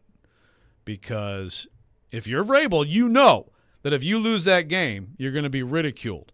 I mean, I immediately saw this dude who's has a Houston show. He had a cowboy hat, and I was like, oh, yeah, Mike Vrabel. I mean, like, immediately you knew that was going to happen. We should not discourage fun. Okay? No, I agree. So more bow and arrow on the sideline. Right. And this goes a little bit to the whole, like, oh, you're playing golf in the offseason instead of watching film. I think these guys put in the work. I mean, they stink, guys. They stink. This is a bad roster, a bad team, an atrocious offensive line. Well, and by the way, Vrabel doesn't remove responsibility from the coaching, but they're bad. Well, by the way, Vrabel's got plenty of culpability for that, right? Like, yeah, he's sure. got plenty of culpability for it, and if it doesn't turn around quickly, he is going to lose his job. Like, if this is this bad again next year, it's just going to get louder. Like for Vrabel, there's no reason for people, and this is what I think drives people. I think people go a little bit overboard with the Vrabel, like Vrabel can't coach stuff.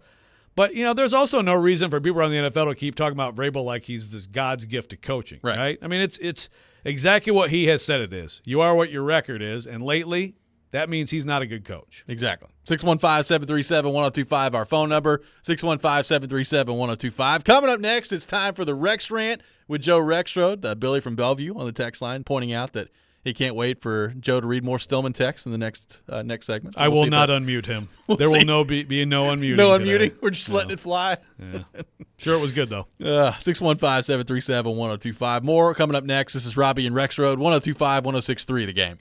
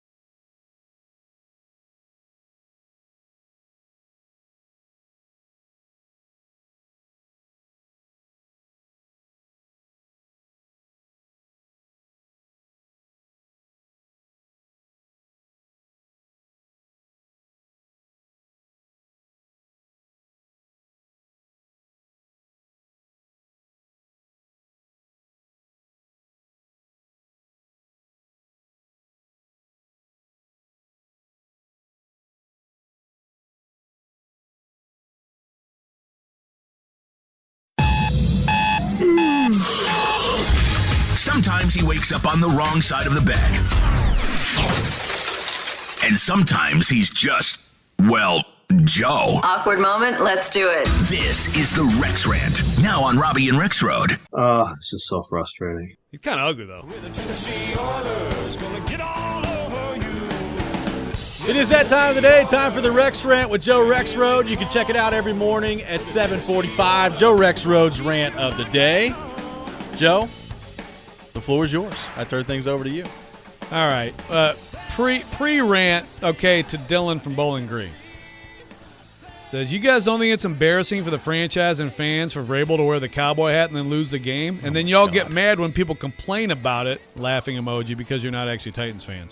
My response was this. I said, I think it's embarrassing for the franchise, yes, on a day when it wears the Oilers jerseys, makes a big deal. You got the oil rig on all that stuff.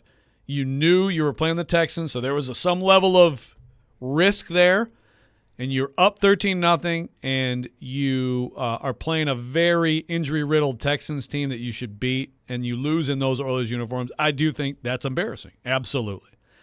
Vrabel, the hat is a tribute to Bum Phillips. He was asked about it by media. Do we not know this? Yeah, I don't know. What Is he are we just like, doing? hey, Texans, have some. I'm a Cowboy. Woo-hoo, I'm going to kick your butt. No, it's a Bum Phillips tribute. It's not the same thing. No, they should be separated. They need to be compartmentalized. Oh, my gosh. Like, does Dylan not know this? If you're a Titans fan, you don't know the history of the franchise that's Bum Phillips? I mean, that's not – now, were the Houston fans going to rip him and everything and put – of course they were. They're going to do that anyway. Yeah. Well, right. I mean, if the Titans would have won, maybe less. Right? So, you I guess you assume a certain level of risk if you do that. But we got J.J. Watt after the game tweeting about how the jerseys are now the Texans. Yeah. Everybody's all obsessed with the jerseys. I know. And, that's another whole thing to do a side thing here. I absolutely – I mean, Houston fans need to – this is owned by the Adams family, so, like, I'm sorry. I understand what happened with the Cleveland Browns and everything like that. That's usually – now it happens at Titan. This franchise could have kept it. The Cardinals have been in all these different cities, and the Rams and the Raiders. And, you can keep the branding, and there's the same thing. You keep it, and the Titans change, but they still own it. I also find it a little weird when, like, I guess it's just fan back and forth. Like, Titans fans are so, like, they revel in it at the expense of Houston a little bit. You know what I mean? It's like the whole thing is kind of dumb. I agree. And the uniforms are still sweet. I'm sorry. So I'm glad if anybody was to wear these uniforms, I'm for it. Titans at least look good when they were losing yesterday. Get some help. They did. But today, my whole thing is I want this to be a positive rant about the Tennessee Titans. Okay. So I'm going to play yesterday in the locker room. I think I'm okay. But shortly after approaching Azeez Al-Shaair and hearing him talk a little bit, I started to move away and hold my hand way out like this because I'm like, the dude is sick as a dog right now. But here's part of the conversation with Azeez Al-Shaair. What'd you fight through to play today? Well, yesterday, like probably 6 o'clock, I just started feeling chills, stuff like that. And then last night, they checked me and I ended up having the flu. So I just felt every bone in my body hurting. I just didn't feel good. Same stuff that Daniel and Nick is the same thing for all you guys? Crappy enough, I just ended up getting it yesterday as opposed to earlier in the week, so it just was still hitting pretty hard. I wouldn't be surprised if I'm 200 pounds right now. Down from? 228. Did you just get up this morning and decide, screw it, I'm going? Man, it was no question. Obviously, per the league rules, you got to put questionable or whatever. Yeah. But, I mean, I told everybody I was going. So I wasn't the only one fighting. Everybody was fighting something. And the guys on their team, they fighting something too. So in the day, you just got to be willing to show up. And I just wanted to be out there with the guys and tried to help as much as I can. That was Azeez Al-Shaair confirming that he was diagnosed with flu Saturday. They had to put questionable. I think he, Brunskill, and Westbrook-Akine were all questionable, but those guys had the flu earlier. The flu's been going around the team. It's that kind of year. So he comes out and he tells Vrabel, there's no doubt I'm playing in this game. He has a game-high 13 tackles, 2 for loss, 1 quarterback hit. And, guys like that, say whatever you want about Azeez Al-Shaair. I think he's been pretty good this year, I don't think he's as good as David Long Jr. when he was at his best, but I got to give major props to that guy. And props to a guy like Danico Autry, who has 2 sacks yesterday and has 11, a career high this year. And Amani Hooker and Roger McCreary and just a lot of guys who are continuing to bust their butts. And Derrick Henry, a guy who, and we're going to talk about him in the next hour too, some comments he had after the game. But, for going out there and just taking the punishment that he does and coming back every week. I just think through all this team stinks. The offensive line stinks. Anybody could be fired. Anybody could be cut. Tear Tart is out of here, and Monty Rice is out of here, and all these things. This is such a violent, brutal game, and I understand they make a lot of money. I get it. But I have a lot of respect for guys like Azeez Al-Shaair who goes out there and through this terrible season is like, yeah, I got my bones are chilled and I'm sick as a dog, and of course I'm going to play tomorrow. And then he plays like he did. So there's my little dose of positivity for you today for the Tennessee Titans. Wow, that was good. Look at you. Yeah. I mean, I just thought, It's hard to do after a game like yesterday. Sure, exactly. There are still guys who are fighting for this team. Now, again, they were still alive, and now it's a different challenge for Mike Vrabel the rest of the year. And it's important, it's important for him. Yeah. I mean, if they come out and just get and look like a team that quit at some point, that doesn't help him. No. Just, the stakes continue to be high, but it's harder. It's got to be harder when everybody knows that now you're mathematically out of it and all you're doing is trying to play spoiler. So it's going to be interesting from here, but I was impressed with that. You bring up Roger McCreary. I still don't really know how Dalton Schultz took that ball away from him yesterday. It looked like it was going to be just a clear interception from McCreary. And credit to Schultz for ripping that one away, but I still don't know how he did it. I don't either. That was – and Levis tried to throw a pick in overtime too. That Chris Moore just – but at least I understand that one. He went over the top, made a great play. Chris Moore continues to make like one or two plays in a game. You're like, wow, the guy looks like he can play. Yeah. Maybe you should throw to him. But again, throw him a little bit more. I mean, there's a lot of throwing that you'd like to do if you could stand in a pocket and not get crumpled. Yeah. I mean, you had the McCreary play that was almost a pick, didn't end up being a pick. Elijah Molden with one of the easier pick sixes that you'll see in any level of football. Case Keenum hit him in stride. It was beautiful. Hit Molden right in stride. All he had to do was run in. Yeah. And that's when I thought the Titans were off to the races. Like, man, they're going to win by like 25 points in this one. And that was all she wrote, pretty much. Yes. And that was the last highlight of the day for the Titans. Dennis says, why is no one talking about guys like Azeez when it comes to culture and locker room? Yeah, he's an absolute credit to it. There's no doubt. Look, I think Alshire. So if we want to talk about Rand Carthon's ads, I think Alshire and Brunskill, which guys he knew very well, are good additions to the culture. Yes. I mean that they are, and he's been a good player this year. That's not a bad pickup at all. And you're number 3, and that's an example of you're number 3 with the Niners, and the 2 starters are great, and you're still good. But he played a lot with them. You can still see he could play with them. He's been fine. Yeah. Whereas Dillard is a backup, because the other guy's way better, but also because he can't play. Right. And that's the huge mistake. But no, Azeez is absolutely a credit to this team and counts to me as a good ad. Trevor on the text line says, we will forever remember the Azeez Al-Shaair flu game with a crying laughing emoji face.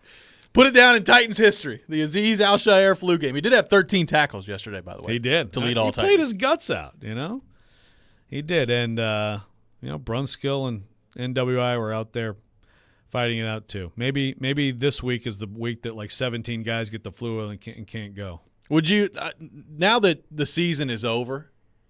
Would you? We talked about the Levis part of this, but the playoffs are done. With that being the case, I'm probably looking at Jeffrey Simmons and being like, why don't you just sit down for the rest of the year? I don't know what his response to that would be. And again, like you brought up last week, I don't know exactly what all the specifics of his contract look like with performance and all that stuff. But I don't know that there's much benefit to playing him the rest of the year. I'd probably let him stay out and get healthy. Yeah, that's an interesting point. And the thing is, that's where you're not asking any player, you're not asking any coach to not work, to not try to win every week. You're not tanking. Those people aren't tanking. But if there's a little bit of better safe than sorry, Jeff, have a seat. Better safe than sorry. Will Levis, have a seat. That's where you're thanking. Right now, we haven't even talked about their pick today. What are they right now? They're still in 9th. Oh, they're only 9th? Ooh. Yeah. If you want to get that left tackle, got to move up a little bit. Well, you got the Bears, the Jets, the Giants, the Chargers, and the Titans all at 5 and 9. And the Bears absolutely had the Browns want. They did. Browns beat yesterday, and they blew it. They totally did. And then you have the mighty Atlanta Falcons at 6 and 8, who blew one to the Panthers yesterday, which was amazing. They're at number 10. I hope Arthur Smith keeps his job. I think he's a good coach, and he's a good guy. And also because if he gets fired, I'm already just not able to handle bring him back as OC. It's already started. It just it's not going to happen. He was a good OC. He was a good OC. He was great. Now, he's a very good OC. He was amazing also with an offensive line that could block and A.J. Brown and blah, blah, blah. Prime Derrick Henry. And look at him now with the Falcons. He's not a genius anymore. 615-737-1025, our phone number. Coming up next, we'll be joined by our friend Corey Curtis from News 2. We'll get his thoughts on the Titans and that disaster at Nissan Stadium yesterday. This is Robbie and Rex Road, 102.5, 106.3 The Game.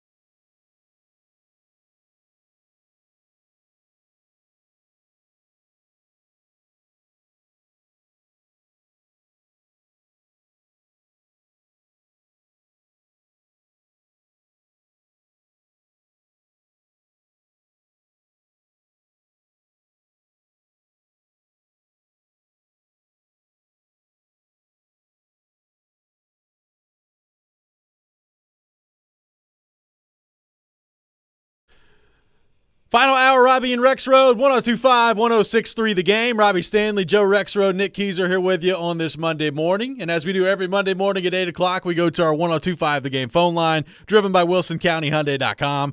And welcome in our friend Corey Curtis from News 2. An early Christmas present for us all. Corey, good morning. How are you? It is. You know, I'm more like Hanukkah. I just keep happening day after day after day. I just keep giving. You do. You're a very giving man, giving of your time every Monday morning at 8 o'clock to be with us.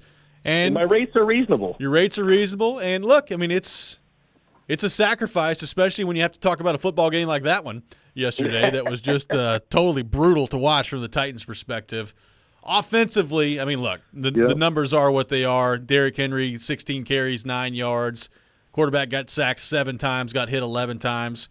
Just more absolutely terrible offensive football for the Titans. Coming off a week, Corey, where they looked great against Miami, and it was such a dramatic win, and that's a very disappointing drop-off from the offense yesterday. Well, you know, going into the game, you know, we always have our keys to victory. And one of my keys to victory was to continue to let the kid throw the ball and run the offense through him. Because the Texans have a good run defense. You knew it. Derrick Henry rushed for 1,000 yards over his last 5 games against them. D'Amico Ryans knew that. And the Titans, you know, when people know Derrick Henry's coming this year, they don't have the line to do it anyway. So that all spelled trouble to me. And I said, and also they're giving up 250 yards passing a game. So to me, the kid just threw for 300 yards on Monday Night Football. Just continue to let him cook. And they completely took the ball out of his hands. I mean, the first drive, he goes 4 for 4 for 77 yards. He's got 2 big hits downfield. And after that, guys, this is my math. And I put it on Twitter because I know that's not the official stats. 15 designed runs on first down for -1 yard. I mean, that's just stubborn. That's just there was one play where I was watching. They had 9 stacked in the box. 9. Yeah. It was first down, and they ran anyway, and they lost 7 yards. And I'm just like, this is maddening. I mean, this is maddening. You know, that I'm not a genius. I'm not. I mean, anybody can tell you who knows me. But I do know numbers, and those numbers don't work. All right? And you know what the way football is played. You've got to take advantage of what's being presented to you. And when the box is stacked, that means you've got opportunities on the outside. And look, even the kid's good enough or he's not. And he's a rookie. He's going to make mistakes like the one he had yesterday where he could have had Burks for a touchdown. That is going to happen. It is all part of the process. But you just got to be willing to play the game. My gosh. I hear you, and I'll counter you with 7 sacks, 11 hits. As of now, I know he's close to historic levels of being pressured. They can't protect for him, so you just got him hurt in the first half, though. At times they did not. He had pockets to throw from early. My point is, Joe, is they got up 13-0 and crawled into a shell. Yeah. No, I mean, look, I don't think Tim Kelly had a good day. I think first down you got to be more varied for sure. But overall, you talk about overall. I think one thing that they should have done is probably gone to Spears more, just because maybe his style gives you a chance a little bit, and then the Texans are a little bit less certain of what you're going to do. Not the bullseye. Yeah, I mean, I agree. When Derrick is out there, there is a bullseye on him, whether it's run or screen, and that's why you would think play action would be there, and it was on the first drive, on first down. That's my only point. Like, it may not work. He may get sacked 8 times instead of 7. I don't know, but I do know this: they weren't going to be able to run the ball against that front. Corey, what did you make of the Teair Tart news coming out over the weekend? Wow. Friday, he gets released. He's gone. It's been a weird situation with him all year long, and the timing of that is interesting with 4 games left in the regular season, now 3 after this one against the Texans. You know, it is all weird because, you know, for a guy in a contract year who evidently is not happy with the $4+ million he's making, it's a very bizarre tact to take because you've got 4 games left before this happened. I mean, I would think any agent in the world would tell him, finish the season strong and go get paid. Practice hard, play hard, be a good teammate, be the first one in and the last one out. But let that be the message to the league that that's who you are, and that's going to get you more money than anything. He's only hurt his value. I mean, to me, he'll be lucky to get more than a one-year deal after this. I believe Monty Rice is still on the market, is he not? He is. Okay. When you're a malcontent, word gets out there. And unless you're a superstar, people generally don't want to add malcontents, to their football team. And look, I barely know Teair Tart, but I know this. Teams don't cut good players because they're bored, all right? The guy has a lot of ability. He worked really hard to get where he was and to make the money he was making. It's just baffling to me that this is the way he would choose to finish out his tenure here, whether he thinks he's been treated fairly or not. This team gave him an opportunity when no one else did. And I'm not sitting here taking the Titans side. I always want the players to get as much as they possibly can. But the rules are the rules. And the Titans played by the rules. He's not playing for free. Well, he's not playing at all now. And it's just a bizarre tact. And, as the Titans are hitting this clearly obvious rebuild situation, you can't have unhappy guys around your team. Yeah, I do think the difference between those two guys is Monty Rice can't play and Teair Tart can. So I think he'll be okay. But I agree with you. I mean, he clearly – and he was effective this year, right, at times. He's a good player. Yeah. He's a really good player. But he was also clearly not in shape. Not in the shape he should have been in. And if Mike Vrabel's willing to say that, then then they've got issues, and it's been an ongoing thing. What about I guess just do you look at that as any sort of comment on just the whole season, the whole situation, in the locker room, the losing? I mean, obviously negativity can snowball on you. How do you assess that? Well, I mean, there has been. I mean, you go back to the Jaleel Johnson statements as well. You've got a number of guys who seem to be unhappy. And look, I remember a year or two ago when all the talk was everybody in the league wanted to come play for Vrabel. When you're winning, everybody wants to come play for you. Everybody was willing to come play for Belichick when they had Brady and they were winning Super Bowls. Nobody's going to New England now. All right? So when you win, everybody wants on board. And when you lose, you find out who the rats are, right? Because they're the first ones off the boat and onto the lifeboat. And so that's kind of part of it. You need to find out who is willing to work. I mean, I go back, remember Jarrell Casey? He was part of some terrible Titan teams, but he wanted to stick it out. He wanted to be here, to turn this thing around. And that's what you find out. Who are the guys who want to get things turned around, and who are the guys who want to look for excuses, look for a place to point their finger, and look for a reason to be unhappy. I mean, look, I grew up watching the Cubs. I had plenty of reasons to be unhappy, and I had plenty of fingers to point. But I usually knew their problem is that they just weren't good enough. Corey, last thing for you here. The Jags have lost 3 in a row. Trevor Lawrence apparently now in concussion protocol. I cried myself to sleep after that one last night. That was a tough one last night. The Colts have gotten to 8-6, and now obviously Houston with the win yesterday, 8-6 as well. So all 3 teams other than the Titans at 8-6 in the division. How do you think this plays out? Who ends up winning the AFC South in your mind? It's interesting because you look at those 3 teams and what their quarterback situation is, and Trevor Lawrence should clear-cut be the best one, right? He should be. The Jags have got Trevor Lawrence. Well, he's not playing that great. Suddenly Doug Peterson isn't the QB wizard that he was last year. They're still a good team, but they're playing good teams. And guess what? They're not beating the good teams. Because when you play a first-place schedule, life gets harder. It's one of the things we talked about, after last season when everybody was crowning the Jaguars as the division champions, was that this was going to get harder for them because the schedule is harder. They're lucky they got the Bills at the right time, and they beat them. because right now they're 8-6. I'd have to see who everybody plays the last 3 games. I think the Jags' schedule is the most favorable. They've got Tampa, Carolina, and the Titans. That's pretty good. Yeah, so that's pretty favorable. You would think they'd be at least a 10-win team. But the Colts have seized on opportunity, and they're to be congratulated. They're also to be congratulated in having a quality backup quarterback.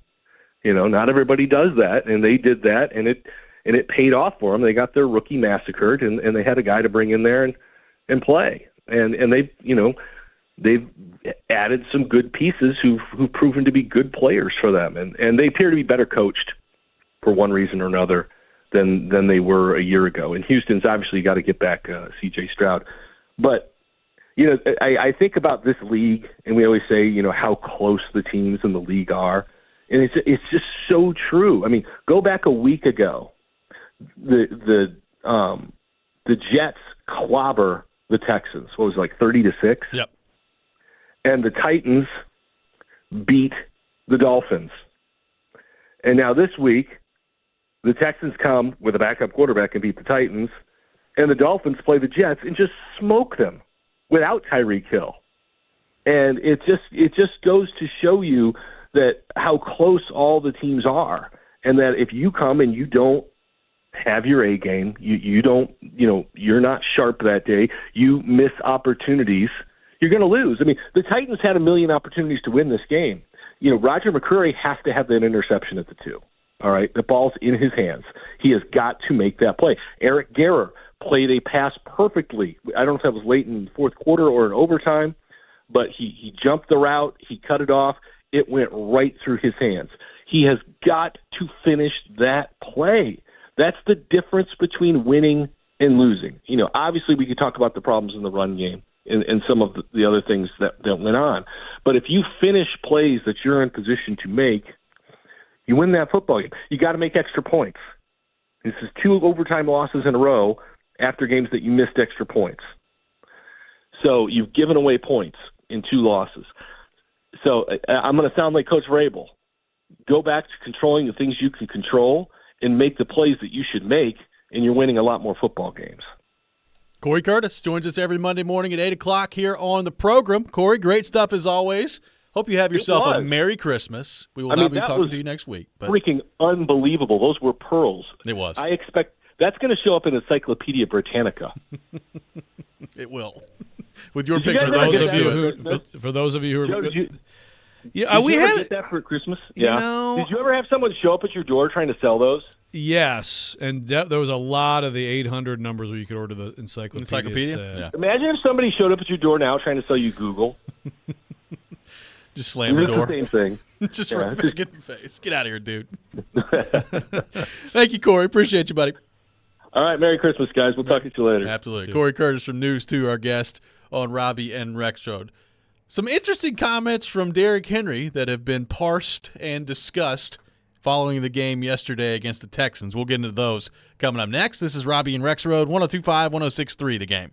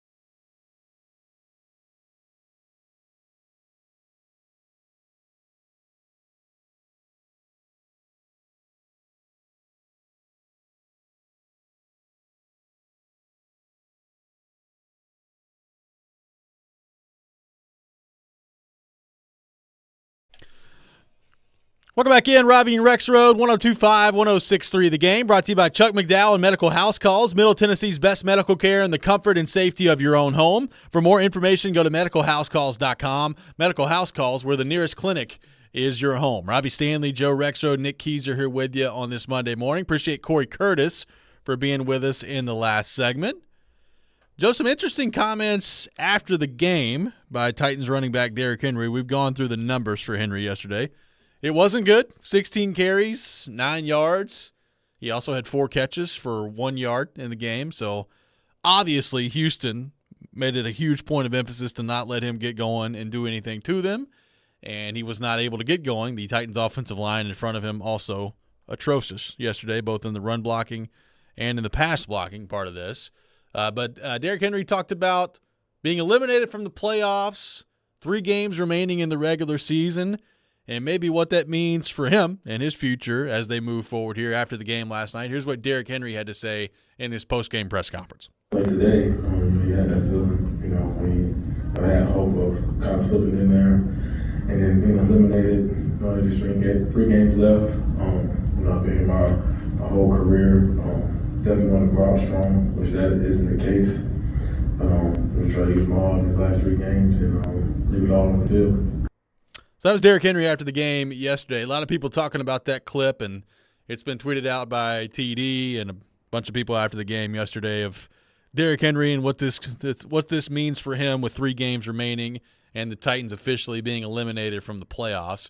What did you make of what Derrick Henry had to say yesterday in the post-game press conference? I think I need to clarify that, and maybe it's just that I have old ears. It is very possible. I could barely hear that. Yeah.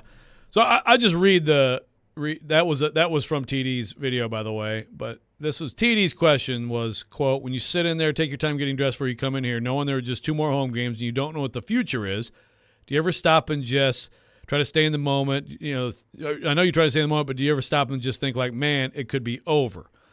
And then Derrick's response was, quote, yeah, definitely today you had that feeling. We had a hope of slipping in there, being eliminated, no, it's 3 games less. I've been here my whole career. I definitely want to go out strong, which isn't the case. Just trying to give it my all these last 3 games and leave it all on the field, end quote. I hope that my recitation of that was you did very well. Satisfactory. Yes. But recitation, nice word. Is that right? Or yeah. Reenactment. But I will be honest, I was sitting there, I didn't think a ton of it.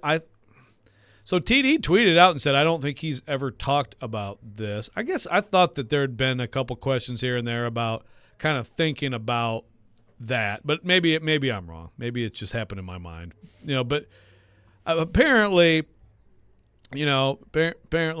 some people have taken this as like, oh, so he's confirming he's gone. I just didn't take it that way. He's just confirming that he doesn't know, right? Like, Did you take that as Derrick Henry saying, I am definitely out of here. I'm out of here. See you later. No, but I think he realizes, along with everybody else looking at the situation, that it's by no means a guarantee that he's back here. And look, we've talked about this from the Titans side of things, and we've kind of focused in on that and whether or not the Titans should bring him back and would he be a good fit to continue forward with Levis and how much does he have left in the tank, what's a fair market value, all those things. And one question that I don't think we've probably asked enough is, does Derrick Henry have a desire to come back here? Like, does Derrick Henry want to be here? Does he want to finish his career here?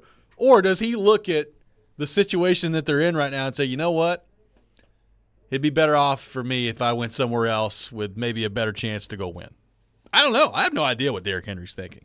So, no, I mean, I didn't take those comments yesterday as anything definitive one way or the other. But, I mean, Derrick Henry's not an idiot. He knows that it's by no means a guarantee that he's going to be back here next year. So I took it more as like he's aware that there is a possibility that it's going to be 3 games here with the Titans, and that could be it. Yeah. And we'll see how it goes from there. Yeah, man, it was a good question by TD, and I think it was an honest answer. And, yeah, of course he knows.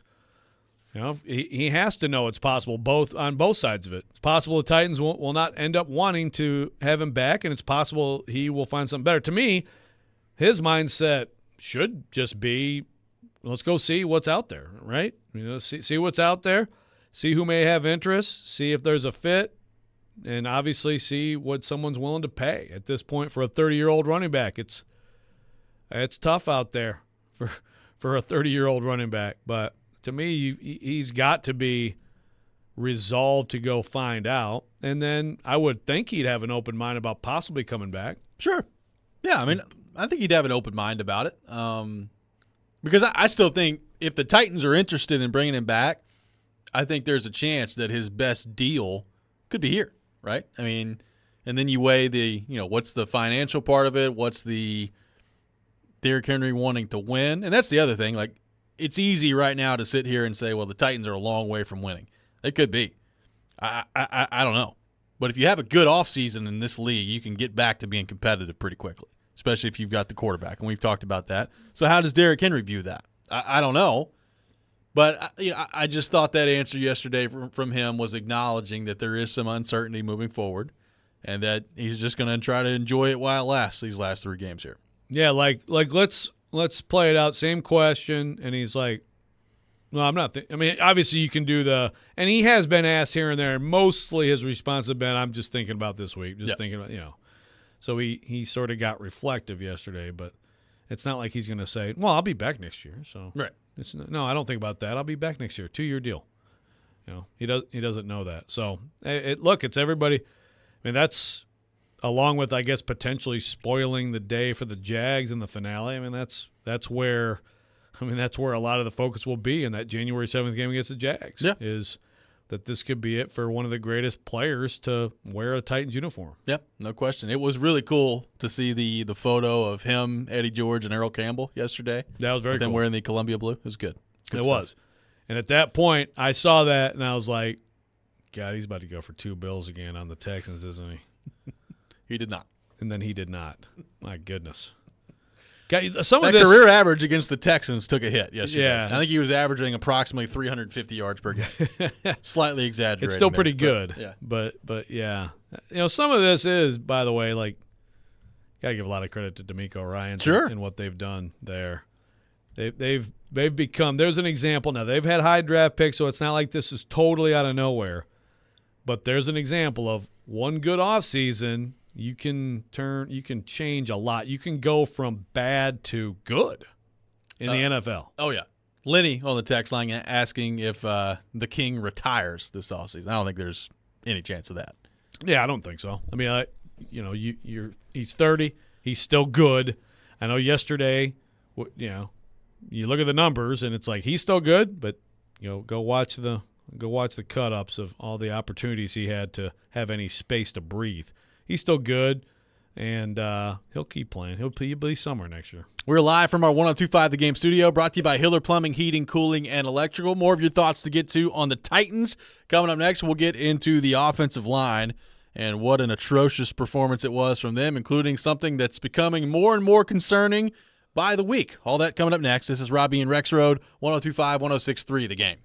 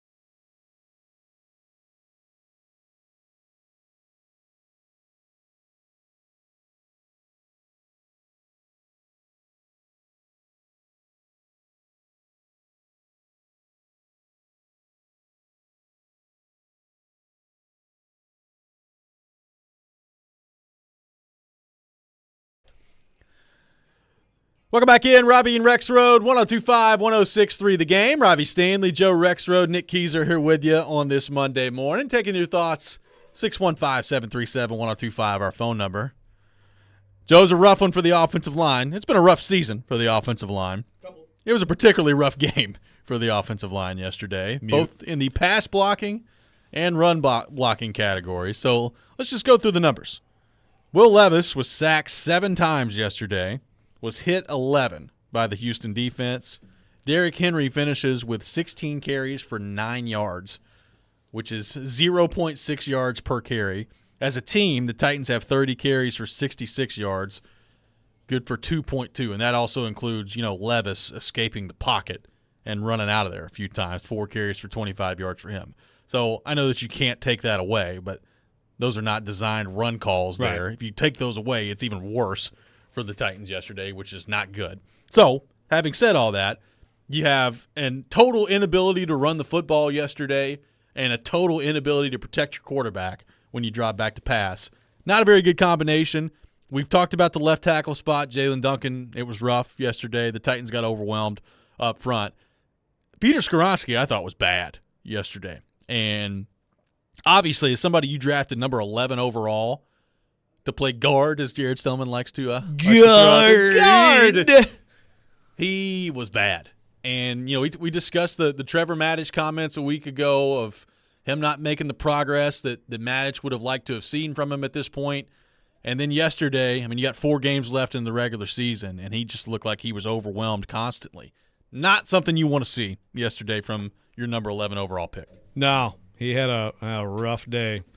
He and Jalen Duncan had a rough day. The whole offensive line pretty much had a rough day. We need more guard awareness, first of all. Guards are important. They are. Okay? They don't get paid as much as tackles, but they're very important. And so that's why, even though I think this year you could definitely make a case to try to look at Skoronski at left tackle, if they are committed to, they believe it's what he is, that's what most people thought he was coming out of the draft, that's fine. Draft him where they drafted him, that's fine. He has to be great. He has to be great, not good, not fine, not solid, not your best offensive lineman of a group of 5, most of which shouldn't be in the NFL, but he's got to be great. And yesterday was sobering in that regard. It's one day. He's had better days, but that was rough, and that led the way for just an awful performance. I will read this from Josh DeBow from AP that I did in the 6 o'clock hour because it really is amazing. So 20 touches in a game, fewest yards from scrimmage with 20 touches in a game since 1948. Derrick Henry, 10 yards, 20 touches. Floyd Little, 21 yards, 20 touches against the Falcons. I think he was with the Browns. That was November 26, 1972. Eddie Price, who did he play for? I don't know. But he had 15 yards on 20 touches against the New York Yanks on November 4th, 1951. That's how atrocious yesterday's blocking was, first and foremost. Were you watching that game? Yeah, it was kind of on in the black and white. They were hitting the zenith, but I don't remember it too much. Good. I pooped my pants. Thank you. Just like the Titans. Yay! Let's bring it right back around. No, it really is an incredible stat. You're talking about even the passing numbers for Derrick Henry is kind of amazing. 4 catches for 1 yard. It's hard to do. Yeah. Yesterday. So anywhere he was on the field, just the Texans just sent everybody there. And there were a couple plays where I think he could have broken a tackle, and it's like, gosh, he used to break that tackle. Yeah. But for the most part, there was just no chance. He was like when he was on the field and he got the ball, there was no chance. So I think at some point in that game yesterday, because Tim Kelly does deserve some criticism for yesterday, you do something else. Yeah, no question. 615-737-1025, our phone number. Let's go to our 1025 The Game phone line, driven by WilsonCountyHyundai.com. And welcome in Adam in Portland. Adam, good morning. Thanks for calling in. Hey, what's up, man? Hey, 2 things. Number one, the Titans fans that are like, we couldn't even beat the Texans. We don't want to win these football games. Who wants to win and end up at 500? If you're a good fan, you see the big picture. It's not even a big picture at this point. It's like the next thing for us is to get a good draft pick. It's a bad season. Go get a good draft pick so you could fix this terrible offensive line. And that's my point number 2, dude. Like, if I was already on the fired Vrabel train, that pushed it over yesterday because I don't care about body language. That's stupid. I don't care about any of that. What I care about is that we have a quarterback that feels like a real quarterback for the first time in 17 years. So I don't count Kerry Collins or Jake Locker as real quarterbacks for our franchise. So we get a real one who has kind of an elite special trait, and you're going to get him killed in a wash game. That's the whole. You should have 2 tight ends out there every play. If you're at sack number 2, 2 tight ends every play. Get the old Wycheck, rest in peace, Aaron Kenny offense, and just run it, dude. That's it. That should be the whole offensive game for a game that does not matter. And that's why I think Vrabel should now, it should really be a hot seat, because you got that guy hurt. And we all sat there for those 2 minutes or whatever that commercial was, and them saying we're not going to show a replay. Oh my God, he got this guy hurt. So I'm ticked off this morning because he got hurt, man. Everything else is just nonsense. Whatever, we're a sorry team, but you got that guy hurt, and you deserve to be fired for it. Thanks for the call, Adam. So rooting for the Titans to lose, huh?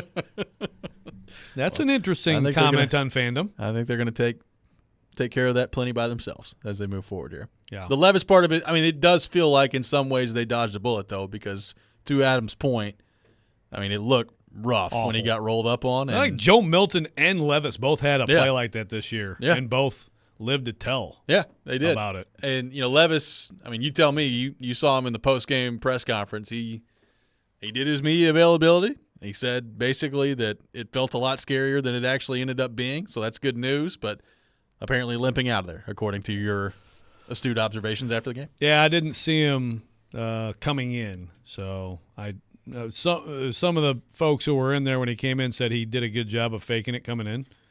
I didn't see that. I had to run across from the locker room into the interview room. He was already talking, but definitely a pronounced limp when he left. So, as he said, first of all, he thinks he's all right. He thought it was bad at first, and so he thinks he's all right. But they're gonna find out more. If I'm the Titans, if at any point before the season ends, it's 100% no issues at all. Okay. Anything short of that, I'm sitting him down. You're shutting him down. I'm shutting him down. You want the Titans to shut him down these last 3 games. Yeah, and look, I understand. The thing is, they're going to try to win. The best fanking strategy right now is to start Malik Willis the rest of the way, but they're going to try to win, so it's probably going to be Tannehill. It's probably going to be Tannehill this week against Seattle. And Tannehill could mess around and win some games for you, But I would not mess around with Levis. He is the most precious commodity in the organization. I view this if he's 100%, which he's not going to be this week, but if he's 100% at the end of the year, I'd play him because I do think there's value in playing him, which we saw Monday night against Miami. Now, having said that, he's getting hit a lot, and it's kind of amazing that he's not been hurt before this, and some of that's his own doing with taking off and running and some of the hits that he's taken there. We've talked about that, but it looked bad. And if he certainly this week, if he can't protect himself to full capacity and he doesn't have full mobility, you can't put him out there if you're the Titans, even if he's pushing for it and he wants to play on one leg as he's hobbling around. You got to be smart and sit him down if you're the Titans this week. So I'm cool with playing him if he gets to a point in these next 3 weeks where he's 100% and he can move and protect himself. But if he can't do any of those things, then it would be malpractice to throw him out there if you're Vrabel and the Titans. Right. And look, it is different now. Adam had the perspective that we talked about earlier in the show. It's felt like they're out of it for a long time, but now they actually are. Right. They win the game yesterday. They're 6-8, and they're holding on to thin, but still some hope of hanging in there. They're only a game behind the Texans. They have another game against the Texans. There's a lot of stuff that would have to happen, but there's still some hope for them in the locker room. And that's what they're talking about. They're trying to hold on to anything they can hold on to. Now that's over. So I think that also has to shift the decisions from on high a little bit now that it's mathematically over. And that now that you've clinched last place, or at least a share of last place. Congratulations.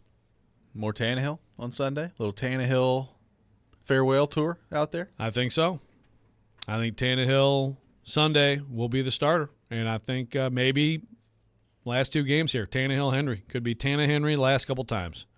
Could be an interesting crowd out there on Sunday against the Seahawks. Christmas weekend. You're eliminated from the playoffs. Levis might not be playing. I haven't looked at the weather to see what that's going to look like, but it could be interesting. Yeah, it could be.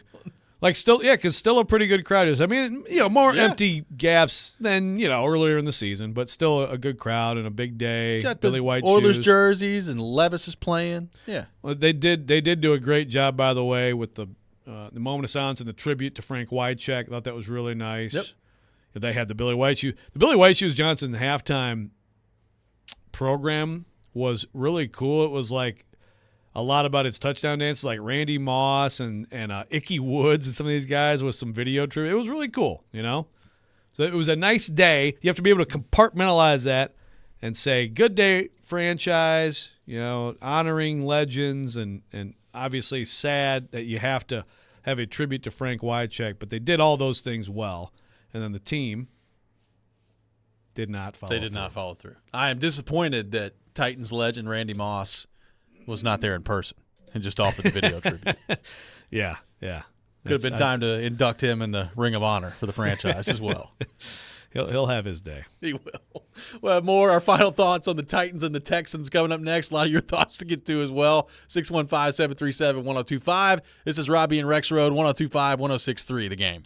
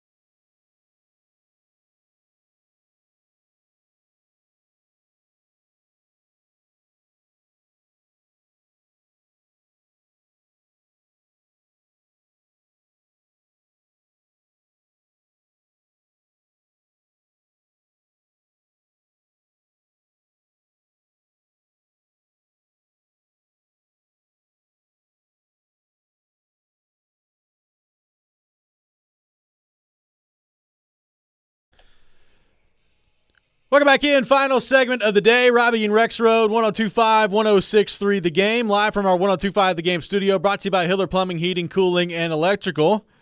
Got some tickets to give away to see the TransPerfect Music City Bowl as Auburn takes on Maryland at Nissan Stadium coming up this Saturday. Or next Saturday, December the 30th. Going ahead in time here.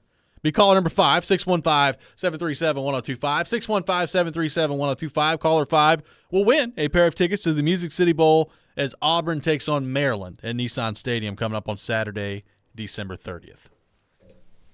Should be a good one. Should be a good one. Well, Hugh Freeze, baby. Oh, yeah. Hugh Freeze, I saw a clip of him apparently not admitting that he has not handled the transfer portal very well down there in Auburn, which Really? Auburn fans are going nuts about. Do you know who has the number 12 ranked transfer portal class in the country? Vanderbilt? That would be the Vanderbilt Commodores. Yeah. Got a quarterback commit. They do. And number 1 in the country is Ole Miss. Yeah. Which is it's going loading well. up Tyler Barron. Yeah. Interesting. Really interesting dynamic. I think Juice Wells going there too from South Carolina. Yeah. So. I mean, Lane complains, but Lane's out there paying, man. Yeah. I mean, we can get into this. Actually, I'd like to get into this week, but like the really interesting dynamic of you're good at a place, you're not quite good enough to go to the NFL, but a place not as good as your place is willing to pay you more to come there. So Tyler Barron, Ole Miss. Danico Slaughter, Arkansas. Yeah. Interesting. Whoopig. Yeah. And, Vols might be all right without Slaughter. I mean, they need to get better in the back end. Barron's tough, man. Yeah. That's a tough loss. They did get the number 1 tight end in the country, apparently. Yeah, the Notre Dame tight end's a very good pickup for the Vols, yes. So we'll get more into Portal that season as the week goes on here. Portal season in college football. It's very fun. Joe, your final thoughts on what we saw yesterday between the Titans and the Texans. It was a whole lot of bad. The Titans come out their first drive, they score a touchdown, and other than that, nothing going on offensively. They have, 204 yards of net yards offensively yesterday in an NFL football game? Yep. Not very good. 83. So the 121 net yards in like the last 65 minutes of football. So Terrible. More than a game. The second half woes continue. That's a carryover from Todd Downing to Tim Kelly. Just an atrocious day. And look, it's the offensive line, first, second, and half a third for me. Okay, but next I go to Kelly. Tim Kelly, like you gotta mix it up more than he did. You have to just either go to Spears. I think, like, how much short passing did they do yesterday? And Vrabel referred to this after the game, but he talked about, like, you got to get open quickly. Look, Stingley, those guys, Nelson, they're good. Yep. But just so rarely take the screens and swings away from it. How many just ball out quickly passing plays that the Titans have? Not a lot.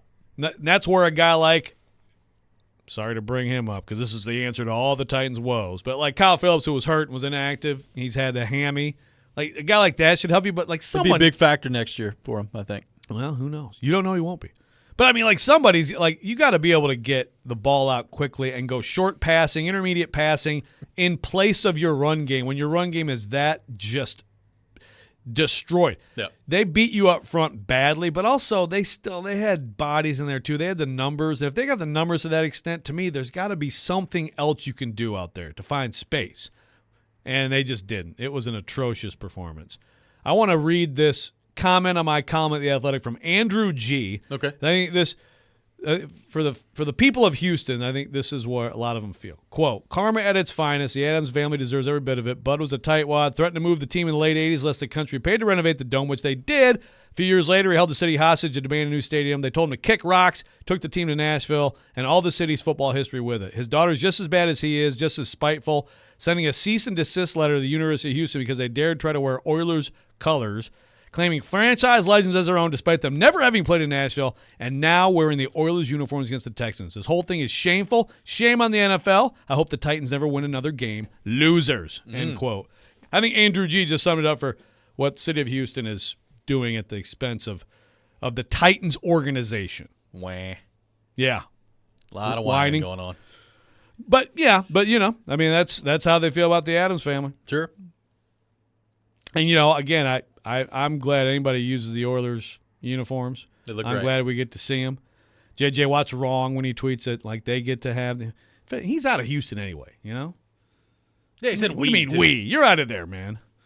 But this was one of those, if you were going to wear the Oilers uniforms for this game, there's a lot of pressure on the team to follow through. Yes. You know? And they knew it. I mean, we've known all year this was going to happen, that they were going to do this. So then when you lose that game in the way they lost it, yeah.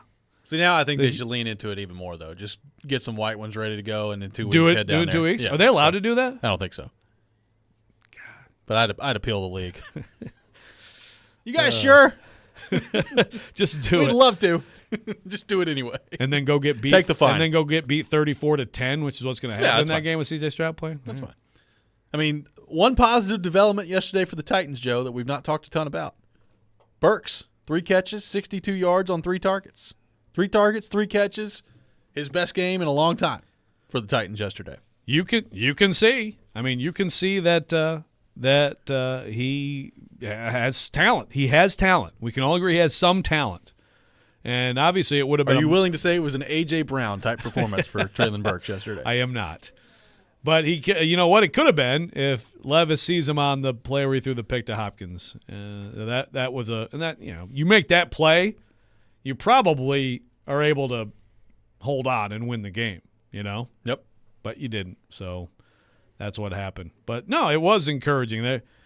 We talked earlier on the positives. Autry, Alshire, some guys who are gutting it out. They're playing hard. I mean, Molden is playing well. You got a pick 6. Hooker's playing well. McCreary's playing well. They're trying hard. They are. They are tryhards.